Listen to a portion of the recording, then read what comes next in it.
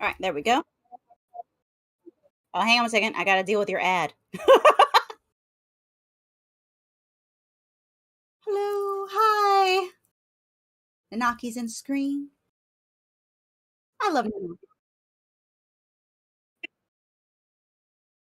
I love Nanaki. He just makes me so happy. He is. And I know. Well, obviously, if you see that looking at you in the face, you're gonna be like, maybe not. Yeah, that's a whole lot of teeth. Yeah. And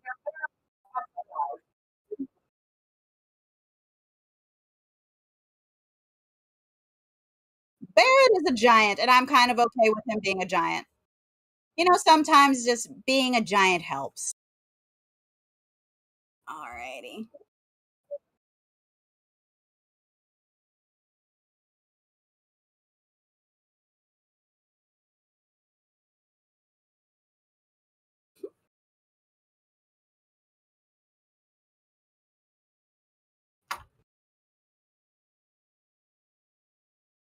My blind ass trying to see the comments and shit. Gotta get my eyes fixed again.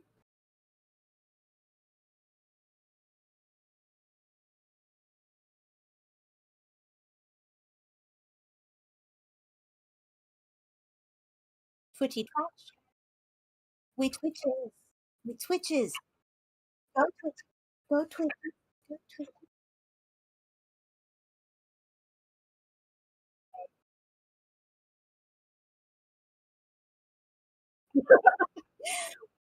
What is this controversy you speak of?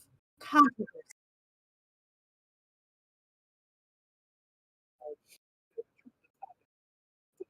Facts. Facts. Yeah, I was very specific.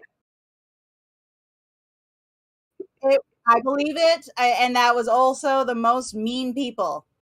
It's just mean people all over the place. I mean, like, shit.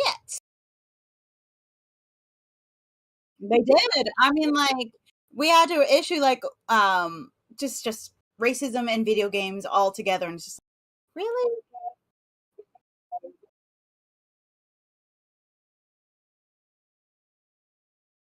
Oh, oh, I gotta take a peek at that one. Whew.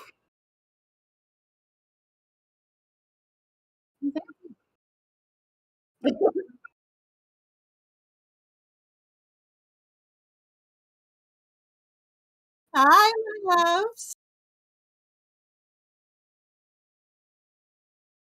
Yep. I've got my sunset Tiferet, and then I've got my Nanaki shirt. I made sure to wear the right shirt this time because we're not bringing the pink one on stream. Not doing that. Not doing that.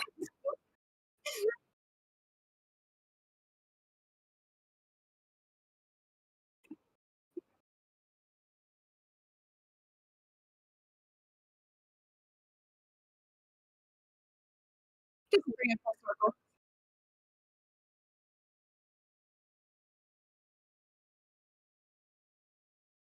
True, true.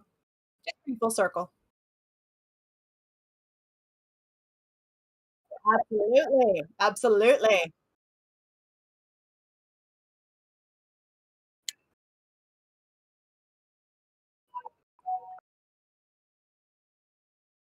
Hi.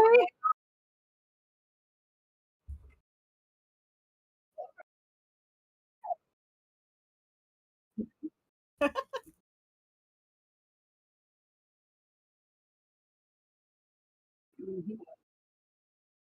Well, they are fun, they are fun. When they pop up with me, it's just like, "Yay, hi, people I wanna talk to, yay." Oh, no. Whoops, sorry. I was on mute the entire time. Okay, so let me introduce us again. Alright, take 2. All right, this is Stygian Stilettos Gamer, aka Stygian Sis. I have Rhea Alexanders with me. Everyone can hear Rhea. Hi. Hi. And we were just saying that, of course, she sells jewelry. Stygian, Yes. you're mute. Your audio is muted. Yeah, I just fixed we it. got it. Hey, how you doing, Bobby? Alright, so I'm gonna What's check up? out now. Oh, you headed out? Okay, all right, man. You're welcome to stay. Oh, okay. Sure. Yeah, hey. All right, and we have Thank Bobby with you. us.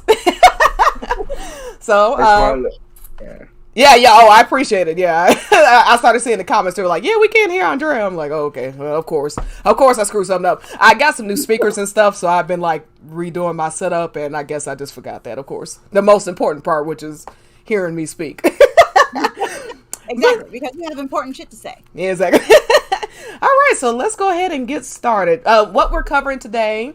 Thank you, Meza. She said we're looking beautiful. Thank you. And Bobby's looking very handsome over there as well. And so we are covering. Let's see. We're covering Case of Barrett, Livestream Black 2, Case of Nanaki, Livestream White 2.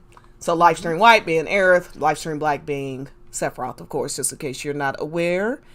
And let's go ahead and was Yuffie and was Yuffie ever covered or no? that will be, she is last along with. She's my baby. Yuffie's in this chapter. I'm sorry, in this stuff, but not her. With Nanaki. Yeah, Also Case of Shima too.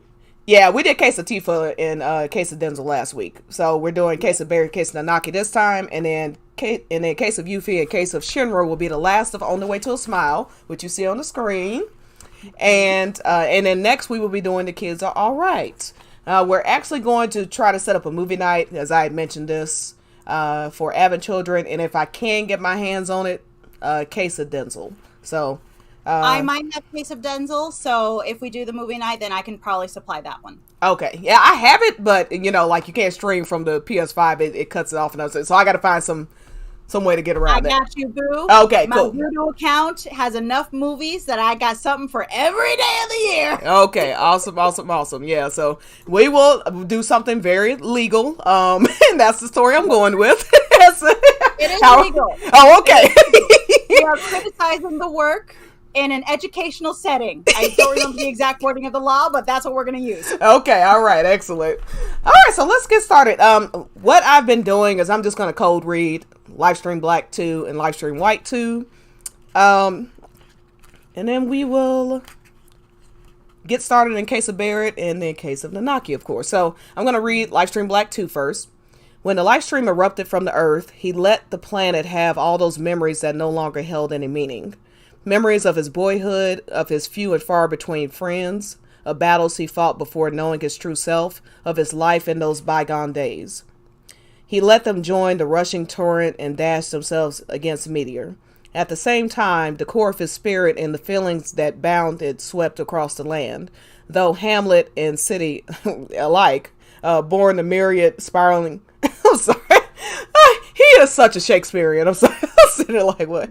Okay. At the same time, the core of his spirit and the feelings that bound it swept across the land, through hamlet and city alike, borne by the myriad spiraling tendrils of that great current. As the eruption caught people fleeing in panic or frozen in awe, he decided to leave his own mark. Cloud would notice, he was sure, and then he would never disappear. So long as Cloud remembers me, I will always exist, within the live stream or on the surface. Even if his own spirit were to disperse, the merest fragment of memories would be enough. It would flow through the planet on the living stream, and then one day, with Cloud's memories to help him, he would regain himself. Oh, that part turned out to be true. I don't know. Like I said, Sephiroth is a bit of a drama queen sometimes. I just feel like yeah, that's the best way to put it. That is the best way to put it. That was a lot of saying nothing to me. I was like, I mean, beautifully written, but doesn't mean much to me other than that. It just describes like what happened the day of Meteor, and then the fact that he feels like as long as Cloud remembers him, then he will always exist, which is kind of what he says in Avid Children as well. Yeah, so it's a bit redundant, but I also feel as if like the only real anything that you get from that is that everything that he's gotten from Crisis Core, all the relationships he's made, just shaved all that off. You don't need it. Yeah, he didn't care. Like it does show that he truly has lost himself at this point. I mean, it's not that I don't think Sephiroth could be redeemed more so than I think he's too far. I don't think it's something he's even looking for. You know what I mean? Like I don't. That Sephiroth, whatever semblance of a human being that was there to begin with, I feel that at this point it's just gone. I mean, that's why he's just so easily able to let go of 27 years of life, all the people that he knew, the few good moments he had. It just as Eric said, you know, the cries of people and just basically like feelings and stuff just roll off his back. There's nothing there but he's fixated on Cloud, and that day that, you know, that Cloud, like that fateful encounter between them, as they put it in chapter 2, fateful encounters. The penetrative act of being stabbed. Like he's stuck in that moment of time, and then trying to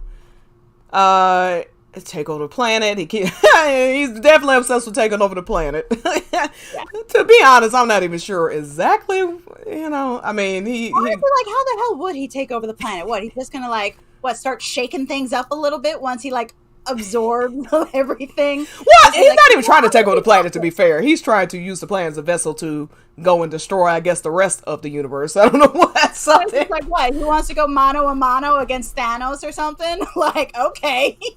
You know, it's like he's chasing this high of feeling on, you know, because he was the strongest man on Earth at one point. And that was, if he had nothing else to cling on to, that's what he had. And then Cloud took that away from him. And it's like, he just, Now, granted, he wouldn't have taken it from you if you had kind of like chilled out instead of murdering his mom and all that. He probably would have chilled out on you, but. Yeah, well, that's why the military needs like easy access to psych people, like psychiatrists, psychologists, all of the psych people. Look, I feel that should be mandatory. Every character in this game needs a psychiatrist. Okay, they need a therapist, a psychologist, somebody. Exactly. Gotta make sure. All right, so but not much to say about that. It's just interesting, but you know, doesn't really add too much. Yeah. The destruction of his humanity is pretty much it. Absolutely. Anything that he clung on to that made him human, he just let go. And then LWII 2. Yeah, I mean, there's this all is happening in the background. You know, I kind of almost wish they had gone into more detail, because you just have 3 essential half to full pages where they talk about what's going on on the other side of things. It would have been nice to get more of that. Maybe we will after Aerith dies. I imagine that won't be the last we see of her. We'll get some afterlife stuff with her and Zack. Them trying to figure, you know, out how to. I figure we'll get. I don't think we'll get a ton of it, but I think we'll get some stuff. I mean, the hope is that with all the lore that's been built, that they might give us some behind the veiled peaks, but so far most of what Aerith and Sephiroth are doing by this point is just like machinations, just like cryptic. What I'm always curious about is that the fact that Sephiroth never, or not Sephiroth, Nova seems to be still a persisting issue even after Meteor Fall, because you get parts of her, or parts of it, like thrown around all over the world. Yeah.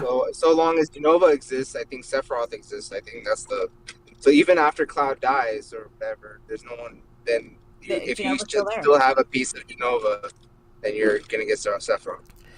Yeah. So the planet will always be infected with Genova, which is honestly like a really interesting concept for future issues. I guess all they gotta do is wait 80 years, Cloud to be dead, and then they can do whatever they want to. Exactly, but by then no one's gonna remember Sephiroth. No, to be fair, Vincent and Anaki would still be there. They're not gonna let that happen. But that's true.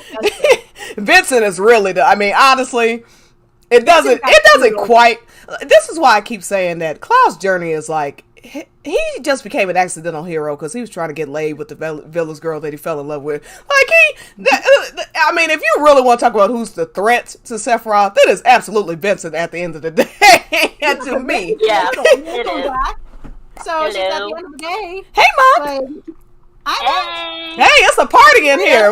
What's happening? I just got off of work, so I was scrolling through Twitter, and then I was going to check on Discord, and I saw you guys were streaming or something, so I was like, I'll hop on. Awesome. Yeah, we're just talking about Livestream Black and, Sephiroth's whole deal. As Meza said, that he wants to continue Mama Genova's legacy of traveling the cosmos, destroying everything along the way. It's so hard to tell where Sephiroth begins and where Genova ends. I feel like Sephiroth is still the brain, and that he's not just driven by this overwhelming need to kill necessarily. Like he has that sentient side that I feel like Genova in some manner lacks. But Genova reminds me of the Predator. Like she has to hunt and to kill, and probably knows how to manipulate people, but to some extent, like, it's not like she willingly does these things. She just acts on instinct to infect accordingly. Yeah, and I think with Sephiroth is that because he was born, like the way that he was created, and with having Genova cells injected into him prenatally, basically, her mindset is his, to a certain degree.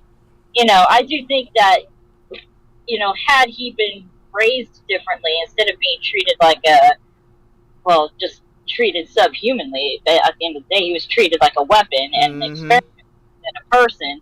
He might have been able to fight back against some of that influence, but because that was nurtured in him from birth, he was really doomed from the start. You can see, especially in Crisis Core, we're going to see that a lot in Crisis Core Reunion, that, he does have the ability to, form bonds with people. Like, he had a lot of care for Genesis and Angeal. But, those relationships start fracturing, and once the truth comes out about their origins and everything, and how they came to be, that's what breaks everything down. And once he loses those human tethers, then he just completely loses it.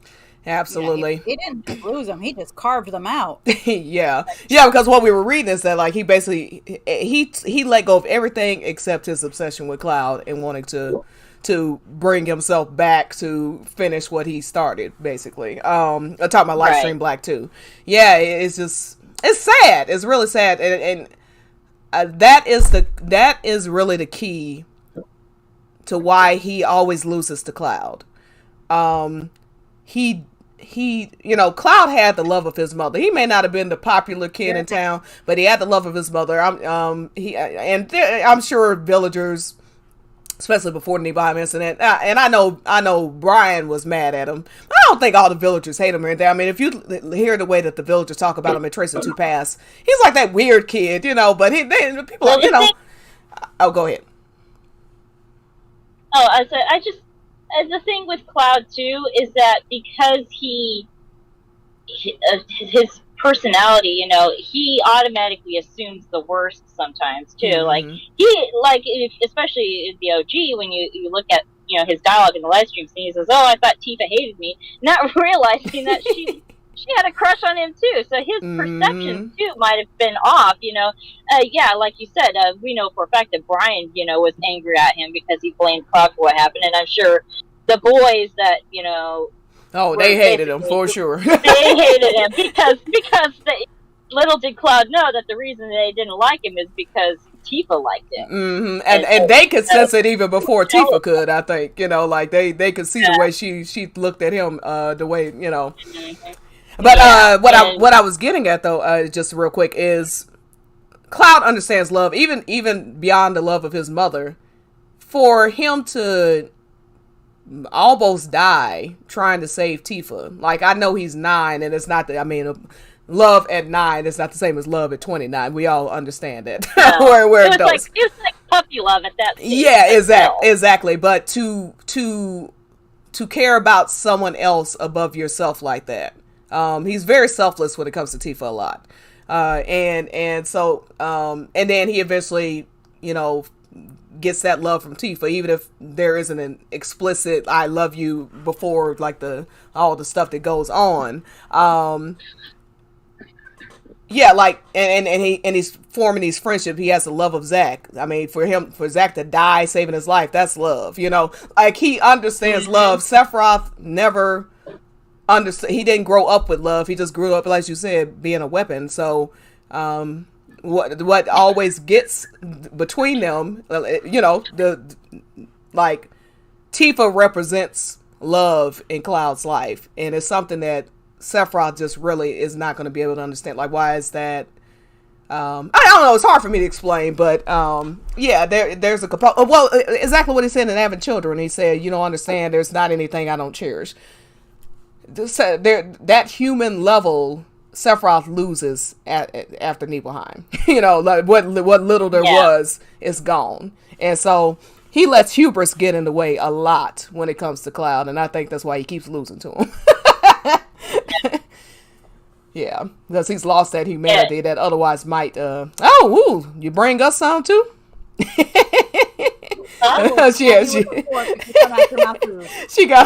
She told me she was getting some takeout. But yeah, so that was Livestream Black. Let's do Livestream White real quick, and then we'll go into Barrett. I particularly want to talk about Barrett's side. It's just fascinating, and then of course we're all looking forward to Nanaki. So as you can see, I'm ready. Mm-hmm. Yeah, I'm a Nanaki girl through and through. Yes, you got. And I will use his true name at any and all times because that is his name, and that is the preference. That's his birth name, his given name. We will not use his his Hojo name. All right, so during most of my playthroughs, once I actually learned his real name, I would always name him that in my OG playthroughs. Just this recent time, I'd used the Red 13, but most of the time, the reason I changed it is because it does kind of sound weird when you're playing OG, and it's like the name reveal happens. It's like, well, I already named him Nanaki, so reveal at that point.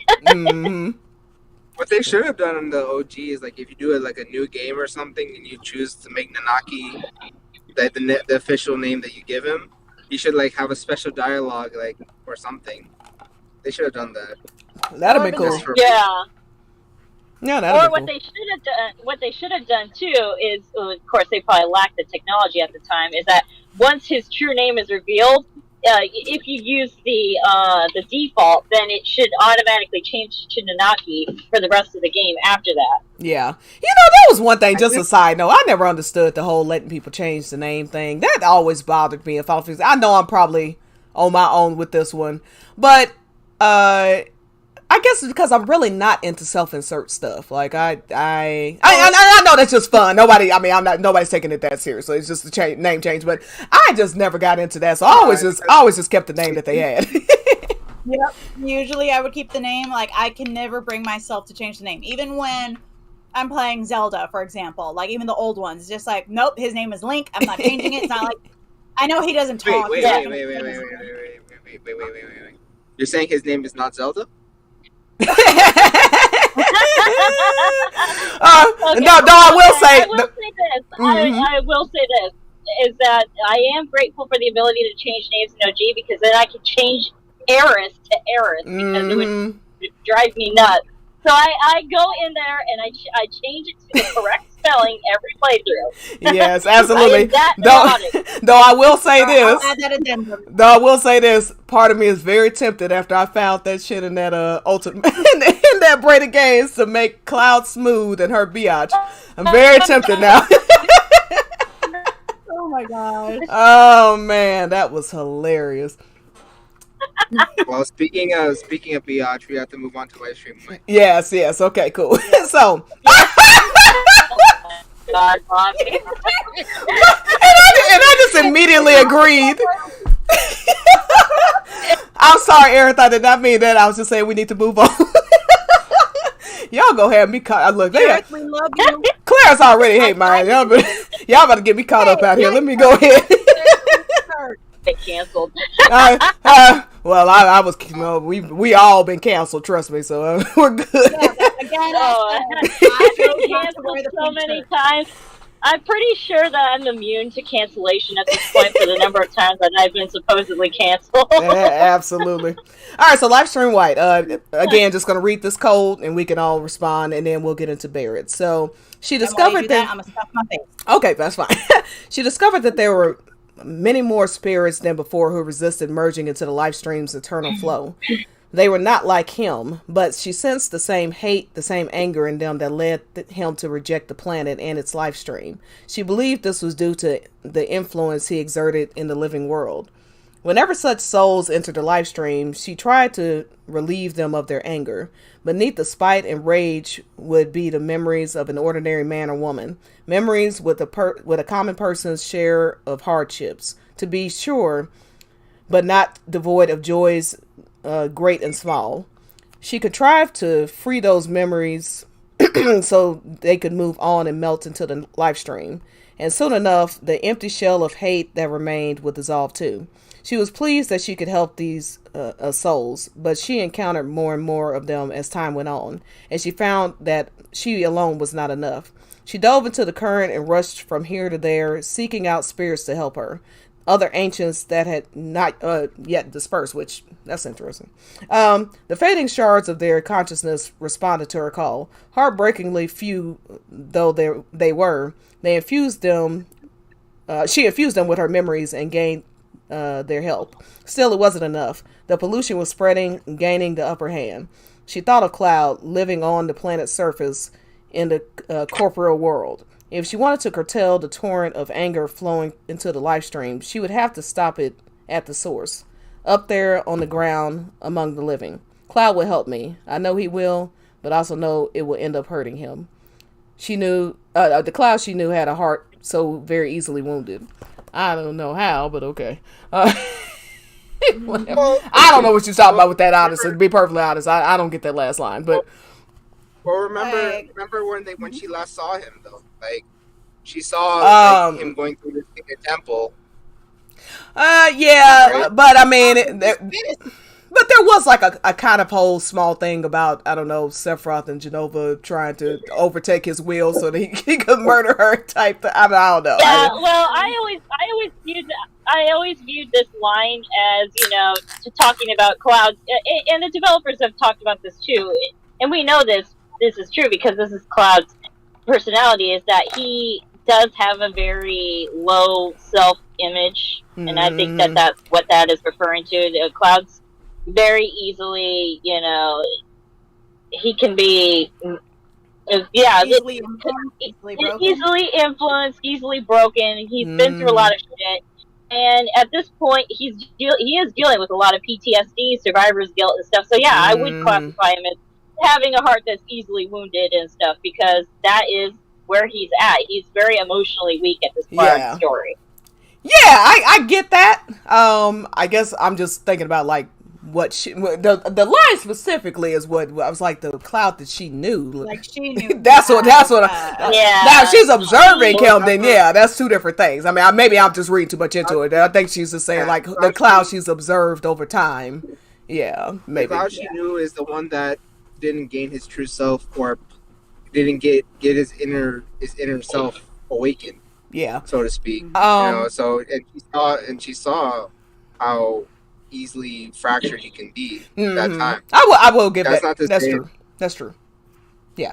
Go ahead, Bobby. Sorry. Go ahead. No, I was gonna say that she, and then even like toward the end when she's looked at, I think he was the last. Cloud was the last one she saw before she died, according to the OG. Yeah. So it stands for reason. And if you remember that scene, like he's struggling against Sephiroth's will, who's trying to make him kill her. Yeah. So that's the Cloud that she saw last. Yeah, and I'm sure she noticed he was racked with guilt. So. Yep.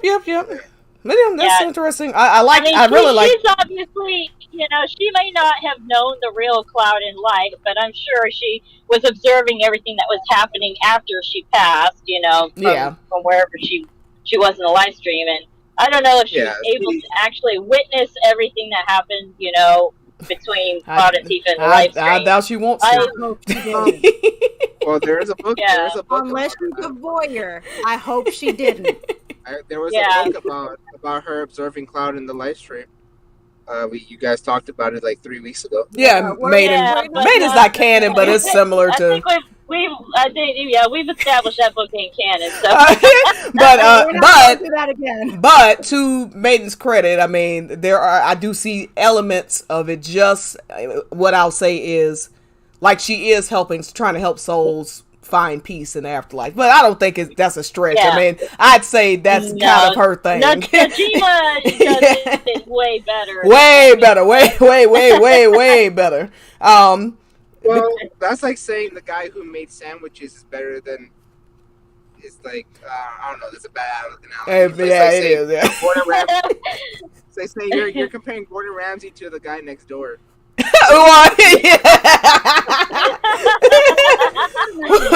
made? Tell me you did not just compare. Tell me you did not just compare Najima to Gordon Ramsay. I love it. I love him. I probably if I was going with like what I imagined personality to be, I'd go with Nomura over Najima. I'm not telling you that Najima was like Gordon Ramsay, but the man literally reshot the cloud for the deeper resolution. What he's saying is it's not a fair comparison. That's what he's saying. That is true. Toriyama, it's fucking raw.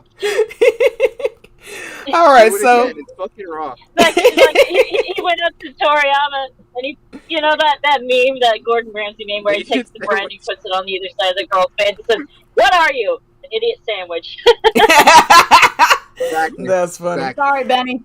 But yeah, yeah, I do like that she's trying to help. Like, she's worried about the planet. That's something that Maiden was lacking heavily on this. She was too concerned about talking to bad guys and pining over clouds. She didn't give a damn what was going on with the planet half the time. How do you just miss? Okay, see, I'm not even gonna get into it, but I'm like, how do you just miss that Sephiroth just cast meteor? I mean, I was just floored. I was okay, but anyway, let me not get started. Yeah, like. I still got rants in me about Maiden. Like, oh man! But don't get me started. Yeah, let's not get started. Let's go to Case of Barrett. I mean, Case of Barrett. Yeah, Case of Barrett. Just like stop talking about Maiden, but yeah. There's so many loopholes. Yeah, that could be a whole other stream. So we're just gonna move on. All right, so Barrett's chapter. So we're on Case of Barrett now. Barrett's chapter, and let me read comments. We're doing the Final Fantasy VII book club, Promise Under the Stars. By the way, Ace pointed out that promising that Square Enix just put out on their official accounts. They named it something like A Promise Made Under the Stars or something like that. So I was like, all right, they've been watching this book club, okay. But anyway. I watched somebody say I'm being serious. Like, no, I'm not being serious. I don't think. Because like if I knew they were watching, I'd make myself extra pretty. Just absolutely. I mean, I give props if they do, but then I would have to say sorry to Toriyama for what I just said. Yeah, I'd have to say I'm sorry to a lot of things. Okay, I want to know what you think of this oil stuff with Barrett. Oh, we're getting into it, and then we're absolutely getting into that. Yes, so. Barrett's part of the story, the part of his story starts months after Meteor Fall, basically. So, now just to dabble in this just a tad, the first paragraph goes as such. Months had passed since the chosen day. After helping Tifa and Cloud build a new home, Barrett entrusted Marlene to them. She was the orphan daughter of his best friend dying and knew only Barrett as her father. But he had to leave her behind when he set out on a journey to settle his sins of his past. So, and then he gives Tifa some advice on, give, don't just take. He realized that she's going through the same struggle that he is with being racked with guilt. Jill, and I would say I could jump in right here because I'm like, Tifa's only been giving. I guess that's what I was thinking, but my mouth was full. Yeah, I did think it was an odd line. I was like, what do you mean give, don't give? I didn't understand that. That you have to give, you can't just take. I'm like, Tifa's only been. I guess you could say that there were times where she took things for granted or something, and that's something you can contend with. But they both have their same sins from their time in Avalanche. Yeah. Basically, it says before departing, he gave some advice to Tifa, who shouldered the same guilt. Don't just take, prove you know how to give. He thought doing that would lead her, at the very least, to some kind of redemption. But his own advice brought him no solace, and Baird remained unsure of what he was supposed to do. It seems like he was saying something, thinking that, like, well, I'm supposed to say something wise here, but the same advice didn't mean anything to him either. So, this to me feels. Go ahead, Bobby. I'll tell you. I think you and I are trying to say the same thing. It's like he's trying to manifest the same advice he's trying to take for himself. He's really trying to broadcast his own advice for himself. Yeah, it's kind of like when Aerith says to don't fall in love with me. She's projecting onto Cloud in that moment. And I feel the exact same here. Barrett seems to be projecting. He feels like all he's done is take, and he hasn't given. So I think that's what This to me feels very much like another moment where Barrett he's trying to be like that fatherly figure to Tifa, but unfortunately sometimes his advice kind of misses the mark, much like many fathers.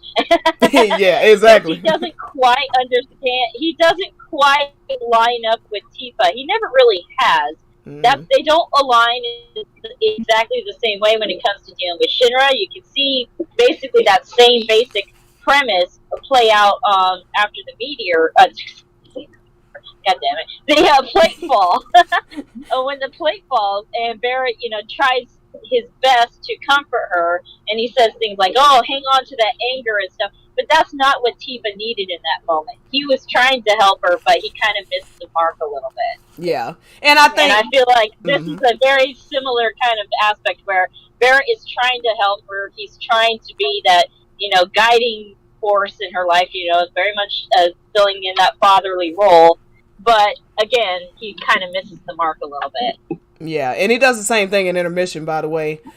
He starts off, trying to comfort Tifa. Oh, of course, that hard ass will be back anytime. He'll be fine. But then he starts going on about Avalanche again, like when Tifa's clearly devastated about Cloud, and he's just going on about Avalanche. He's like, hey, and he wasn't wrong, really. I mean, I do want to give him some credit. He wasn't wrong. They set up for this, And he was he was in like a warrior mindset. Tifa really was never really there, and he sensed that, and he loves Tifa. So he does. I mean, she's family to him, so he's not gonna just toss her like he would just some other person.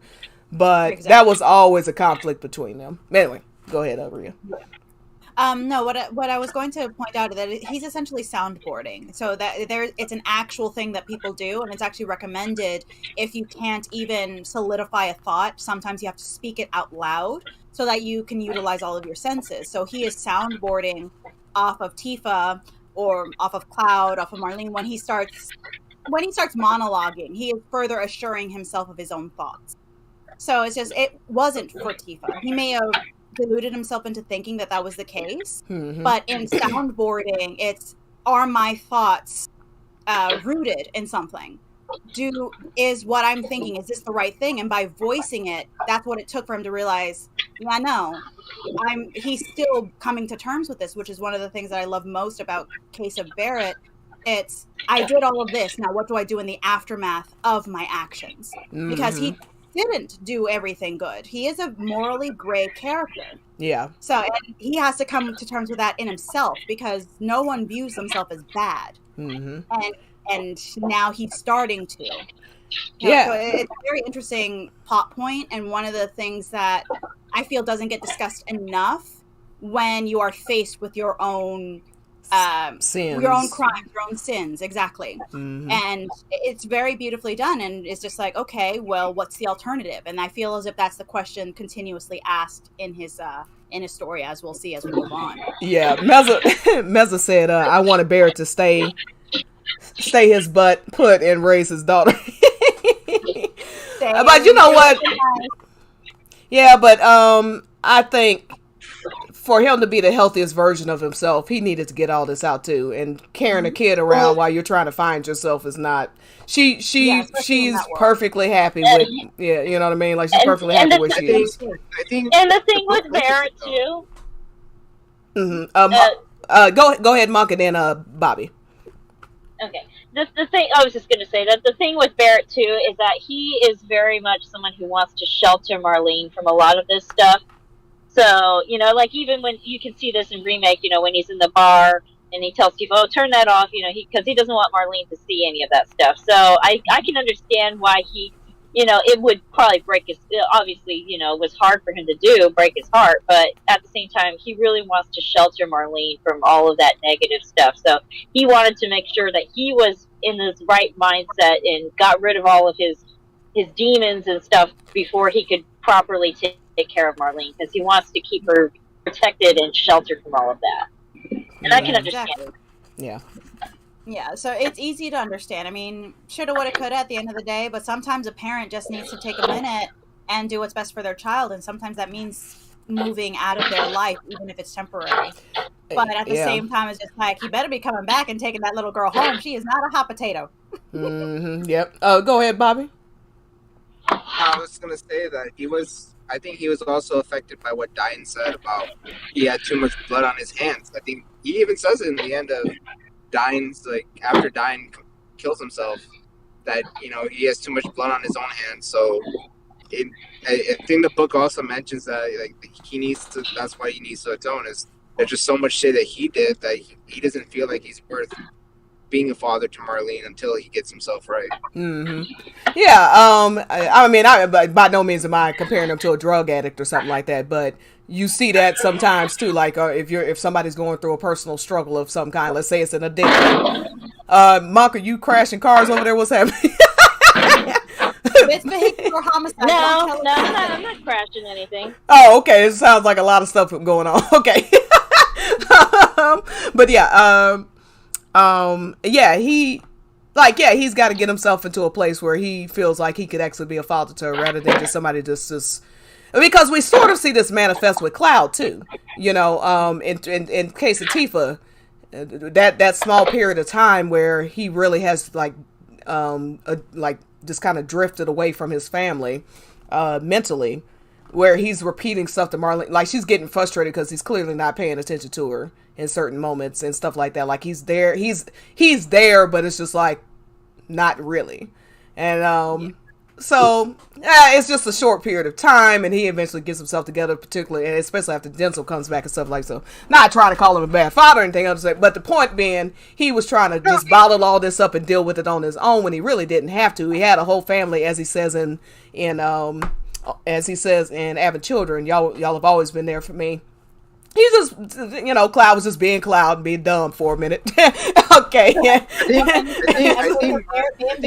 think Barrett conveyed to Marlene, like, he probably had to explain to her why he had to go away, and I think that same advice Marlene echoes to Cloud, is saying if you can't be there, you can't take care of yourself, well, you can't take care of your family. Yeah, absolutely. She's wise beyond her years. We can say that. Yeah, that little girl, I love her. She's a sponge. Yes. For that kind of stuff. Soaks everything right on up. And it makes sense because Nojima said he wanted her to kind of be at an age, and Having Children in particular, where she could convey, it would make sense that, she's wise beyond her years, but it would also make sense that it still would be at a level where she would have wise words, but she still felt like a child too, or something like that. Yeah, I would have. So, 6. And she's got a. Yeah, she's 6, but she clearly knows what's up. Yep. And she doesn't have the filter that says "Don't ask the question." Nope, they're just gonna dribble right on out. Like, why? Yeah, that's the thing about having. Yeah, that's the thing about having young kids around, is they don't have all that stuff that adults build up in order to maintain relationships. They'll just ask the questions like she's like with when she wanted him to go wanted Tifa to go find Cloud. She's like, no, I want to go find him now. Okay.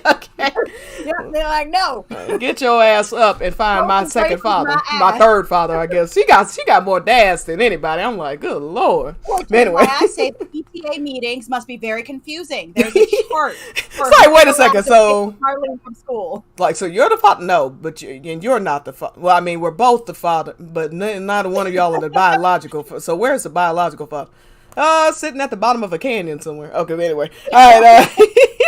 All right, so, and about this thing about sins, there's a recurring thing that goes on in Barrett's chapter where he feels, he keeps thinking that kids are scared of him and all this other stuff, and like other people are scared of him. I feel like what he's conveying there and mostly is he feels like the monster he has been feeling like inside for a while. That's what I got out of that, because he notices this kid gets scared of him, and then this guy who he eventually vents to, and when he eventually comes up with this idea to start using, like, finding a way to, I mean, he really gets very, yeah, like he wants a way where, basically nobody would have to go hungry. Everybody would have a job. He gets very socialist in this chapter. Exactly. And that's actually the point. Yeah, because it's just trying to find the alternatives. So we got rid of Mako. Now what? How do we ensure everyone's got food? How do we ensure that everybody can travel safely? And he's thinking of all the ways and trying to figure all the alternatives as a way of absolving himself of his guilt. And one of the things that I found poignant with regards to his character is that, because yes, you can blame all of the fear on his gun arm, because yes, guns are scary. They're supposed to be. But he's also and I hate bringing this up, but he's a big black man. Yeah. Very very big.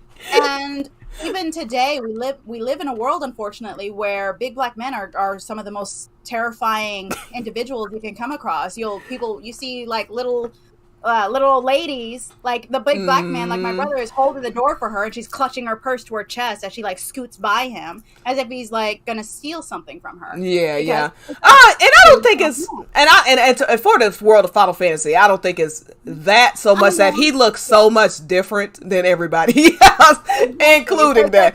So there is a parallel. I mean, we have to realize that people that were born in the real world are creating this game, and they're cognizant of stuff like that. So yeah, they layer a lot of real world stuff into Barrett's chapter. The whole trying to find alternative methods, trying to make sure everybody has a job, like doing this whole, he's damn near becoming he's like halfway to a politician at this point with the way he's he'll topple over. But it's just the accidental parallels and maybe the way that I read it is colored by the fact that I am a woman of color. Yeah. I agree. That's how I read it. I do have a brother who's massive. I don't know.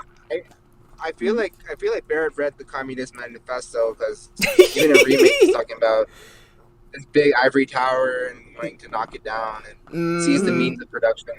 I agree. Exactly. I agree. Yeah, he wants that. He wants a collective, whatever, because there's a million. I'm sure somebody's going to be like, oh, you're not talking about socialism. You're talking about, no, you're talking about anarchy. You're talking about I'm sure I'm going to get those comments. Look, trust me. The point being, he's worried about the collective as a whole and all working together and making sure that there's nobody on the street. He's trying to find the best way to help a lot of people while maintaining the planet. But we can go on this, and then I wanted to go a little bit more into the Mako stuff. But if y'all had some thoughts on anything, no, my thoughts will actually tie in with the Mako portion, so I will hold off until that point. Okay, and we can kind of skip around if we, what I wanted to say about the Mako, it was interesting because I think this is part of his guilt too. And Rhea and I were talking about this before we actually streamed. I think part of his guilt is going to tie into what Cloud said in chapter 16 to him when he was going on and on about Mako energy. He was like, well, but Mako is making people's lives easier. And Sid and Barrett are having this conversation, and you see Barrett actually start to regret getting rid of Mako energy. Sid is basically telling him, like, there's people, not only are all the reactors gone, people actually don't want to use Mako anymore because they're terrified of the planet now. They see this disease because geostigma is starting to kill people. There's a daughter of somebody who dies in the middle of a conversation. The reason he starts thinking about all this is because they kept thinking, if they had an airship, they might have been able to get her somewhere where she might have gotten help. Now, it was a futile effort, obviously, at this point, but yeah, he's thinking about globalization. Now that you can't use Mako energy, You know, the high wind is rendered useless once the Mako, that they have stored up is gone. And so he even apologizes to Biggs, Wedge, and Jesse, like, because he's sitting there suggesting, couldn't we just use a little bit of the Mako? And it was very interesting. Going into the psychology of Barrett as he's sitting there realizing, because it was about saving the planet, but it really was about vengeance more than anything. Yeah. And exactly. I think that's what's going on. So when he's seeing these kids scared of him, quote unquote, I mean, maybe they were, but the point is, like, he seems to be overblowing stuff in his mind. He thinks of himself as a monster.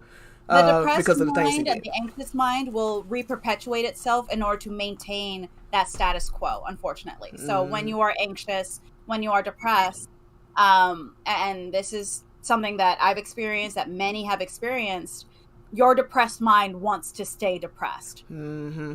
It's honestly a miracle that Barrett hadn't gotten geostigma by this point because it was a self-perpetuating cycle.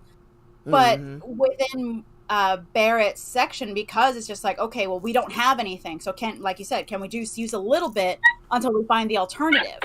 And that's very much and we can look at the infrastructure bills that are being bounced around back and forth, trying to find an alternative with renewable energy, and having all the technology be made available. We're still waiting on viable, worldwide usable, reusable energy. We don't have it yet. We're getting there. I have every faith in my heart that we're getting there, mostly because we have no choice. Mm-hmm. But at the end of the day, it's just like we still have to use gas until we get there. Exactly. And the more environmentally minded you are, you have to weigh the pros and cons. Just like, okay, can the planet hold on just a little bit longer until we have this alternative that's not going to kill you and therefore kill us? No, I guarantee if the planet had some weird substance that came out of the ground and started killing people, giving them deadly disease, then we'd probably be going a little bit quicker. That's essentially what they're at, though. They're at this apocalyptic almost stage of they're at the apocalyptic stage of what happens when you keep fucking with the planet. And so like they are being forced very quickly to, once those the damn word I'm trying to find, when you have once those non-renewable. Yeah, well, they have Mako stored. Let me put it that way. They have Mako stored, and once that stored Mako is gone, it's gone. And so they've been using this. Yeah, reserves. My God, Jesus, I was dying over here. I was like, what the hell is it called? Reserve. Thank God. Okay. Yeah, once those reserves are gone. Let me give you a little bit of a nuanced approach here, because I can totally understand Barrett's stance on this, because it's very similar to my own. About, when it comes to renewable energy and things like that, like, I've seen it play out before, like I forget which country it was, but they just did this recently where they completely cut out coal altogether. And it basically imploded within a few months because it didn't have the proper replacement. And so people were suffering, and especially middle income earners, and like the lower class, they are the ones that suffer the most. And those are the people that Barrett identifies with the most.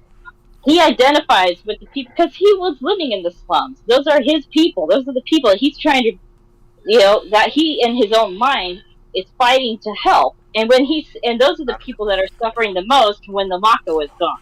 Mm-hmm. So now he's got this double sense of guilt, not only because of the lives that were lost due to his actions in the avalanche, but now he's seeing even more people suffering because the energy source that they were all relying upon is now gone, and he has nothing to replace it with. Mm-hmm. So it's a very interesting, very nuanced take on a very important subject. So it's more valid now than it was yesterday. Yeah, exactly. Because you haven't the increased relevancy of the On the Way to a Smile, even outside of the canon world of Final Fantasy VII, like a lot of it is more relevant now than it was when these games came out. It really was forward thinking. I mean, it's really incredible to see those topics that they cover in these in this game. Right? It's amazing. And maybe it's because of our age, but now that we are like even replaying OG, it's just like, I'm sorry, when did this game come out? Because this is stuff we are actively going through. Hell, the big golden statue in the middle of the freaking presidential suite. I'm sorry, in the middle of Shinra. Excuse me. And it's just like, what year was this? I mean, and he was based off of Trump, so might as well have been back then too. Well, he was. Yeah, a guy from Midgar, aka New York City, blonde, overweight, old dude, yeah, that was it. Exactly. Okay. Only difference is Shinra was arguably a little intelligent. That's funny. But go ahead, Bobby. What were you? Well, one thing I want to say is that one thing that they show in remake is in chapter 14. Tifa tells Barrett, because Barrett says we gotta keep looking forward. So now is not the time to look forward. Now it's time to look around, and that's kind of where case of Barrett is. It's like he's looking around instead of looking forward. Yeah, that's an excellent excellent point. So now you're seeing him. Now you're starting to see him figure out how to fix the present situation. Instead of having to look forward, he has to see what the problems are before he fixes them. Absolutely. Kind of across that bridge when we get to it. Well, now he's at the bridge, and now he's got to figure out what exactly, because and this is something that Case of Tifa touches on too. That they were able to kind of bury all of their problems and things and all their guilt and whatever, because they were so focused on taking down Sephiroth. They were so focused on stopping Shinra. They were so focused on saving the planet. Well, now that all of that is basically in the past now they're stuck dealing with the consequences. And that's really basically what On the Way to a Smile, that is the entire premise of this whole novel is consequences. The consequences and the aftermath. Absolutely. And what they have to do. Picking up the pieces after the mayhem. It's like if you had, it's like going on they were just running on adrenaline for so long. And now they're having that adrenaline crash because there's this is what I've said before. Now they're left with nothing but their own thoughts. There's no danger. I mean, you got geostim, of course. I mean, when it's, you also you can be hit by a car. I mean, there's danger in the world, of course. but they're living otherwise, like Cloud and Tifa, just living a peaceful life, something they have not had in 10 years at least. And they're just left with their own thoughts and all the things that they were involved in, things that happened to them. And so you don't see Cloud side of it. We're going to see, I feel in the future we'll get more of that, but certainly in live stream. But anyway, whatever. You don't see Cloud's side of it, but you see Tifa seeing him go through it, but then you're also getting her side. And then with Barrett, we're getting an insight, like now he's sitting back and seeing everything that he's wrought, and he's not only trying to wrestle with his own feelings of guilt and try to move past those to be productive because he don't want to get stuck. I think that's part of the reason because one part he says in here is it would have been easy to just stay with Marlene. But I feel like he feels like it would have left him stuck in a place where he wouldn't have been. He wants to force himself into being productive, moving on, etc. So yeah. I would contend that Advent Children I would call it a case of Cloud, actually. Oh yeah, absolutely. That's what it culminates to is now. Then we get to see Cloud's side. First thing you see him do, he's listening to a voicemail of Tifa, and then he goes to. He talks to Reno, of course, but then he goes to Zack's grave, and you see him lamenting that, and ultimately it leads to Aerith, which was the last loss that he had. And then he's dealing with not being able to save Denzel, not being able to save himself. And it's not even like he's afraid to die. It's not even like a thing about him dying. He feels like his dying is failing his family again. Like it's just all this.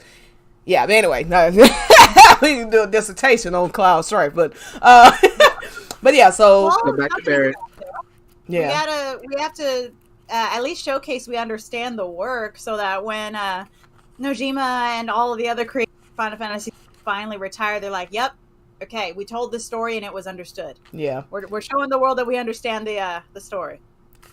So basically, Barrett comes up with a plan to. Oh, go ahead. Oh, you talking to me? Yeah. Mm-hmm. Okay, so I think then I don't know if we mentioned that Barrett, like one of the first things that Barrett does is he goes to the guy who gave him the gun arm or did surgery on him. Yeah. Right? Oh man, Sakaki. Gets him his cool new gun. That it goes from a hand to a small hand to a large gun, which I find pretty neat. Yeah. So this is where old man Sakaki comes from. He is the one that made the arm, and basically what he does is trades a week's worth of work for a new prosthetic. And so he starts helping old man Sakaki's nephew, and they're basically working like let me think exactly what it is. They're collecting potatoes and stuff. Yeah, and it's like this big machine that takes 4 or 5 men to work. He's like supposed to be the guard or whatever, and then you've got people who are working the machine. It takes multiple people to work the machine.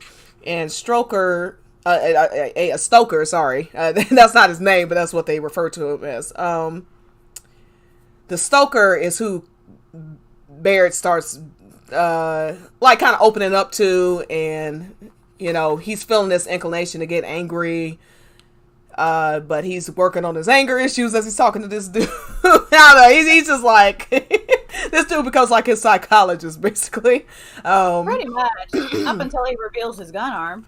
Yeah, and then once he sees that, he sees yet another person who's terrified of him again, and so starts thinking of himself as the monster. And like Barrett's arm manifests itself in some ways as part of his psyche. Like he's so used to fighting, and he like the gun is so useful, but it's not good for polite society. In another sense, Barrett, since he's been in the Avalanche game for so long, Barrett is like a man coming back from war, and now he's trying to find his place in civilian life. Because he can't walk around like he's a damn soldier all day. I mean, ironically, even though Cloud thought he was one. Yeah, he can't operate that way in day-to-day life. That's actually a good parallel to Cloud though, because like they both don't fight, but they're both trying to struggle with the peaceful life. And Cloud, they both deal with sins of losing comrades and having to live on beyond their comrades. Things like that. Oh yeah, all of them have survivors. All of them have major survivors. There's definitely a lot of like parallels, but yeah, I like the war analogy that you used, because yes, that was very much the impression I got when reading Case of Barrett, is that he very much seems like someone who just came back from combat overseas and just struggling to live a normal everyday life. Dealing with the PTSD and. Najima doesn't get into it too much, but I'm sure he would suffer from flashbacks and all sorts of. Oh, he does. Mm-hmm. Yeah. There's several times that he's sitting there. Talking about, just the screams and everything else that these people deal with, and it is such a struggle for them. And it just. I really sympathize with Barrett here, because he's dealing with so much. And, Cloud did have one thing that Barrett did. Barrett went off on his own, essentially. Cloud, he was able to, I think the reason why he held it together a little bit longer than Barrett, I think, is because he had Tifa there. But even that, after a while, eventually, his guilt caught up with him, and then he started separating himself from that. But Barrett, he just cut and ran. yeah. Barrett's like, I'm out of here.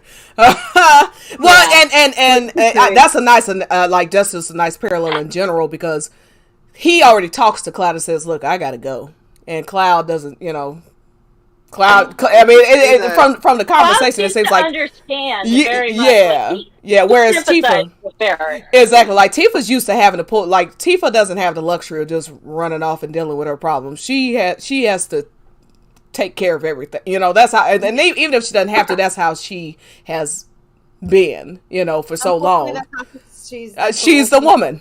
She's the woman. I mean, like if we're just talking real world, women don't just get to cut and run. You know, we we're got not the afforded the luxury. yeah. But I feel between this scene and the previous, where Barrett is trying to figure out what to do with his arm, where it's just like he's looking for a one size fits all solution. So like I need to dig. So he gets an arm with a shovel attached. Except that's not going to help him with hammering like fences and what have you. And so he gets one with a hammer. He's going through these different prostheses looking for that one size fits all solution because, like you said, one of you said, his arm is very much how he sees himself. So he is trying to see himself as helpful, as useful, and he needs to feel useful. So he's grafting tools and making himself reflect these useful tools that can be used to better the people around him. But they don't work for everything. He's not only going to be shoveling. He's not only going to be hammering things. He's not only going to be doing this, that, and the other. So regardless of what arm he's using, it doesn't have the fluidity that he needs, which he later gets towards the end, but it's just he's working through, and that's like a visual representation of him trying to figure out, how do I fit into this new world? How do I make myself useful to make up for what I took away? How do I replace it, even if it means replacing it off of my own back? Yep. Absolutely. So I found that very important. And I like what Monk said about the flashbacks, because there are several parts in here where you see him just out of nowhere almost starts thinking of Jesse or starts thinking of something that happened, and it all hits him at once. So maybe not literal flash, but like you know what I'm saying? Maybe not in exact analogy, but you definitely see where his mind wanders back to those days all the time. Yeah. So and then basically the rest of the chapter. So he helps them out. He helps out old man Sakaki's nephew. And as he's trying to figure out how he could be most useful, he goes to Rocket Town and he finds out that Shara has geostigma. It's not slowing her down. I mean, she's like, look, if I got however long I got left on this planet, I'm gonna do something good, you know. Or she's like, I'm gonna keep going. Like, as women, we don't get sick days. Like, even when we call off work, what are we doing? Housework. We don't get sick days. And the thing that I understand about Shira is that Shira is very, very strong. I mean, she'd have to be living with someone like Sid freaking Highwind. I mean, absolutely. I think a little geostigma is going to slow that woman down. I mean, look at what she deals with on a daily basis. I mean, look at it from a different angle, because remember, the geostigma is only affecting those that are down. So I think what we're seeing is the facade and the end result of something that's constantly been subject to verbal abuse. And I think that was Sid's wake-up call. Like, maybe I shouldn't use her as a verbal punching bag. So, because that's true. On that's the persona of, I can do this, I can take care of this, I can take it, it's still, you're going to internalize that. Like, for example, I don't like when people yell at me, for example. I mean, I'm not going to outwardly react, but I'm going to internalize it. So it's still I don't think anybody likes being yelled at. Yeah. I can. Let me, if I can make a joke here. Go ahead. I can tell you that once Sid started apologizing, I bet Shara pegged him after. Oh my god. Once she was stigma, then she'd probably peg him then. Oh my god. Yeah. All right, yeah. Charles said. Drink the goddamn tea. Yes. Okay. My friend did open a tea shop, though, so I will be drinking tea when it's delivered. And then Wolf Girl said, I love that he named the ship after her. Yeah, I know, that was sweet. And you can even see a little love here. So basically, he starts hearing somebody cursing up a storm, and Bear's like, yeah, I know that, man. I know that anywhere. And then, so they start filling each other in, and they have this exchange. I left Marlene with Tifa, since she's taken to her and all. Gotta do what you gotta do, right? So Cloud's with Tifa too. Yeah, Tifa up and opened a place like she used to have.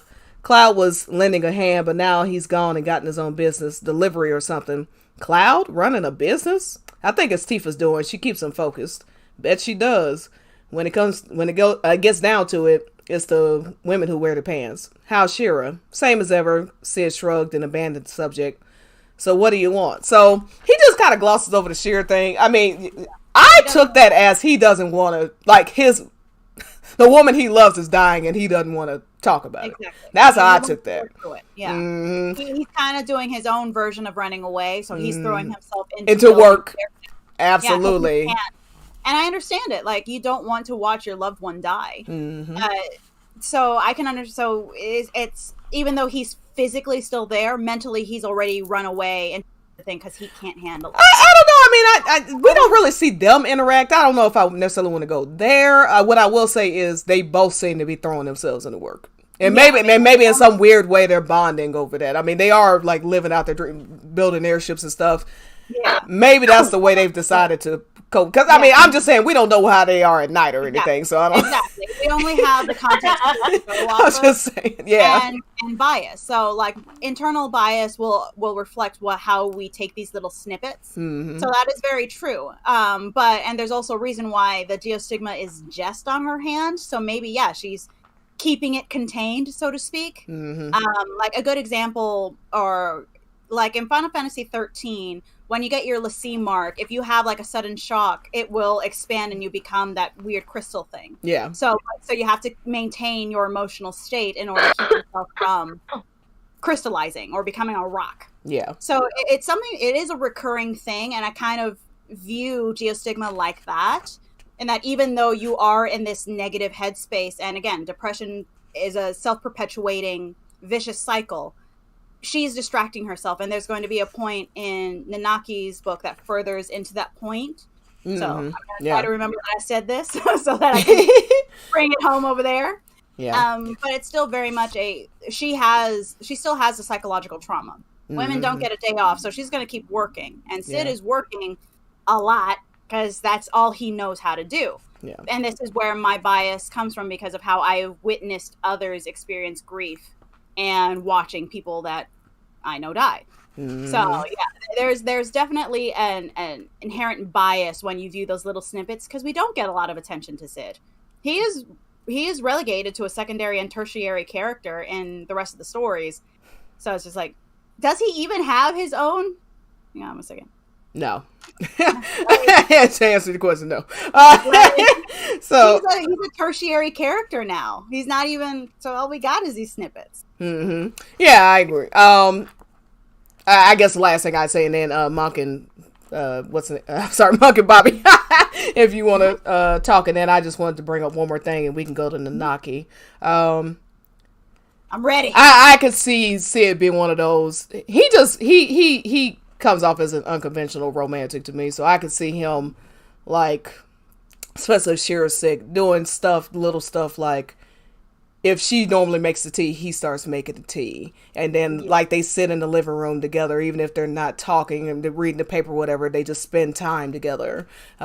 He runs her bath sometimes. I could see him reaching out, even if it's not, flowery language, and there's a lot of there's gonna be no flowery language coming from C.S. Highwood. But his love language is just like Cloud. Like, his love language is the act of doing something. Actions. Like, you need this, I'm gonna do this for you. And Cloud shows his love language every night. So go ahead. All right, go ahead.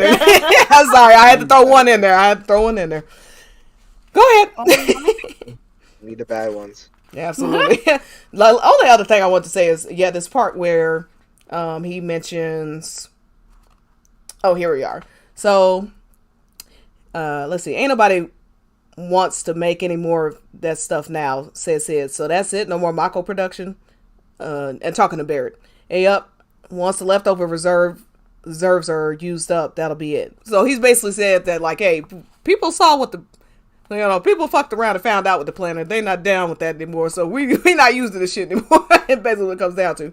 And then Barrett says, but come on, man. What's wrong with spinning up just one of them reactors now and then? How bad could it be? And then he says to himself, Biggs, Wes, Jesse, forgive me.